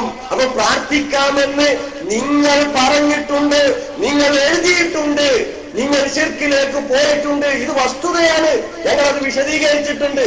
പക്ഷേ എന്നിട്ട് ഇപ്പോൾ ചോദിക്കുക, ആരാ പ്രാർത്ഥിക്കാന്ന് പറഞ്ഞത്? പച്ചക്കളവ പറഞ്ഞത്. ആ വാചകത്തിൽ അങ്ങനെ ഇല്ലേ ഇല്ല. പ്രാർത്ഥിക്കാം, വിളിക്കാം എന്നൊന്നതിലില്ല. അതിൽ അഭൗതികതയില്ല, ശിർക്കില്ല എന്ന് പറഞ്ഞിട്ടുണ്ട്. അതിനെ പച്ചക്കളവ് പറഞ്ഞ് മടവൂരി തെറ്റിദ്ധരിപ്പിച്ചു. നിങ്ങൾ ശിർക്കിലേക്ക് പോയിട്ടുണ്ട്, പ്രാർത്ഥിക്കാം, വിളിക്കാം. ഒരു പേടിയില്ല, പരലോകത്തെ പേടിയില്ല മനുഷ്യന്മാർക്ക്. ഒരു വിഭാഗത്തിനോടുള്ള വിദ്വേഷം, ലാ യജ്രിമന്നകും ശനആനു ഖൗമിൻ അലാ അല്ലാ തഅദിലു യഅദിലുഹു അഖറബു ലിത്തഖ്വാ. ഒരു വിഭാഗത്തോടുള്ള വിദ്വേഷം അവരോട് നീതി കാണിക്കാതിരിക്കാൻ നിങ്ങളെ പ്രേരിപ്പിക്കാതിരിക്കട്ടെ. 2002 പുറത്തുപോയ അന്ന് ശിർക്ക് ആരോപിച്ചു. നമ്മളാക്കിയതിൽ അവരാദ്യം ശിർക്ക് ആരോപിച്ചത്. അപ്പോഴാണ് നമ്മൾ പറഞ്ഞത് യഥാർത്ഥത്തിൽ ഞങ്ങളല്ല ശിർക്കിലേക്ക് പോയത്. അതുപോലെ മങ്കട മാണിക്യ ക്ഷേത്രത്തിലേക്ക് രേഖ കൊടുത്തതും, അതുപോലെ തന്നെ വേറെ പലതും അമൃതാനന്ദമയ്യെ നിങ്ങൾ പ്രശംസിച്ചതും ഒക്കെ എടുത്തു പറഞ്ഞു. ഇതൊക്കെയല്ലേ ശിർക്കിലേക്ക് പോകുന്ന പണികൾ എന്ന് നമ്മൾ തിരിച്ചു ചോദിച്ചത് അവർ നമുക്കെതിരെ ശിർക്ക് ആരോപിച്ചപ്പോഴാണ്. എന്നിട്ട് അവർ ചോദിച്ചു, ഞങ്ങൾക്ക് വ്യതിയാനമുണ്ടായി എന്ന് പറയുന്നു, ഞങ്ങൾ ജാറത്തിലേക്ക് പോകാൻ തുടങ്ങിയോ, സലാം സല്ലമി നേർച്ചയ്ക്ക് പോകാൻ തുടങ്ങിയോ എന്നൊക്കെ ചോദിച്ചു. വാസ്തവത്തിൽ 2002 മുതൽ 2012 വരെ മടവൂർ വിഭാഗം പുറത്തിറക്കിയ ശബാബും തൗഹീദും ഒരു ഭാഗത്തും, നമ്മൾ പുറത്തിറക്കിയ വിചിന്തനം അൽമനാറും ഇസ്ലാഹും മറുഭാഗത്തും വെക്കാം. എന്നിട്ട് നമുക്ക് പരിശോധിക്കാം ഇത് രണ്ടും ഒന്നാകാൻ പറ്റുമോ ഇല്ലേ. അപ്പൊ അവിടേക്കാണ് പോയിക്കൊണ്ടിരിക്കുന്നത്. രണ്ടും ഒന്നാകുന്നിടത്തേക്കാണ് പോയിക്കൊണ്ടിരിക്കുന്നത്. ഒന്നിക്കാൻ പറ്റുമോ? എന്താണ് മടവൂർ വിഭാഗത്തിന്റെ ആശയങ്ങള്? വിശ്വാസ കാര്യങ്ങളിൽ ഖബർ വാഹിദ് പറ്റുകയില്ല, ഖുർആനോ മുതവാത്തിറായ ഹദീസോ വേണമെന്ന അശ്അരികളുടെ വാദമാണ് അവർക്കുള്ളത്. എന്താ ലോക സലഫികൾ എന്താ പറയുന്നത്? സഹീഹായ ഹദീസ് അത് ഖബർ വാഹിദ് ആണെങ്കിലും അഖീദക്ക് പറ്റും, പറ്റില്ലെന്ന വാദം തെറ്റാണ്. ഹദീസ് സമാഹാരം ഇറക്കിയപ്പോ MI സുല്ലമിയും അതുപോലെ സലാം സുല്ലമിയും അവരുടെ ഭീകരവാദം ഇറക്കാൻ ശ്രമിച്ചപ്പോൾ NV സക്കരിയയും ചെറിയ മുണ്ടവും എതിർത്തു. അങ്ങനെ ജലാം സുല്ലമി അസോസിയേറ്റ് എഡിറ്ററായ ഹദീസ് സമാഹാരത്തിൽ അദ്ദേഹത്തിന്റെ വാദം കുത്തിച്ചെലുത്താൻ സാധിച്ചില്ല. പക്ഷേ സംഘടനാ വേദികളിലും സംഘടനാ പ്രസിദ്ധീകരണങ്ങളിലും അദ്ദേഹം അത് എഴുതിക്കൊണ്ടേയിരിക്കുന്നു. അസ്മാ സിഫാത്തിൽ വ്യാഖ്യാനം വന്നില്ലേ? അള്ളാഹുവിന്റെ നുസൂൽ എന്ന സിഫത്തിന് അബ്ദുസ്സലാം സ്വലമി വ്യാഖ്യാനിച്ചു. പണ്ട് പേരോട് ചോദിച്ചില്ലേ, അള്ളാഹു ഒന്നാം ആകാശത്തേക്ക് ഇറങ്ങുമെന്ന് പറഞ്ഞാൽ അത് എവിടുത്തെ രാത്രിയാണ്? ഇന്ത്യയിലെ രാത്രിയാണോ അമേരിക്കയിലെ രാത്രിയാണോ എന്ന് പരിഹസിച്ചില്ലേ? അതേ ചോദ്യം അബ്ദുസ്സലാം സ്വലമി ചോദിച്ചു. അള്ളാഹു ഏഴാകാശത്തിനപ്പുറം അർശിന്മേൽ ഇസ്തിവ ചെയ്തിരിക്കുന്നു എന്ന് പറയാ, പിന്നെ ഈ ഭൂമിയോടടുത്ത ആകാശത്തേക്ക് അവസാന യാമങ്ങളിൽ ഇറങ്ങി വരുന്നു പറയാ. അപ്പൊ എന്തായി? അവസാന യാമങ്ങളിൽ ഇവിടെ ഇറങ്ങി, പിന്നെ അപ്പുറത്തിറങ്ങി ആസ്ട്രേലിയ ഇറങ്ങി, അമേരിക്കയിൽ ഇറങ്ങി, ഇങ്ങനെ വരുമ്പോഴത്തേക്ക് പിറ്റേന്നായി. അപ്പൊ പിന്നെ അള്ളാഹ് എങ്ങനെ ഒരേ സമയം അർശിലും അതേ സമയം പടി? ഇത് ഖുബൂരിയുടെ ചോദ്യ, പേരോടിന്റെ ചോദ്യമാണ് വാഴക്കാട്. ഇന്ന് ആ ചോദ്യം ചോദിക്കുന്ന അബ്ദുസ്സലാം സുല്ലമിയാണ്. ഇതാണ് തൗഹീദിലുണ്ടായ മണ്ഡലങ്ങളെ പുച്ഛിച്ചുകൊണ്ട് അവിടേക്ക് പോണെന്നാ പറഞ്ഞത്.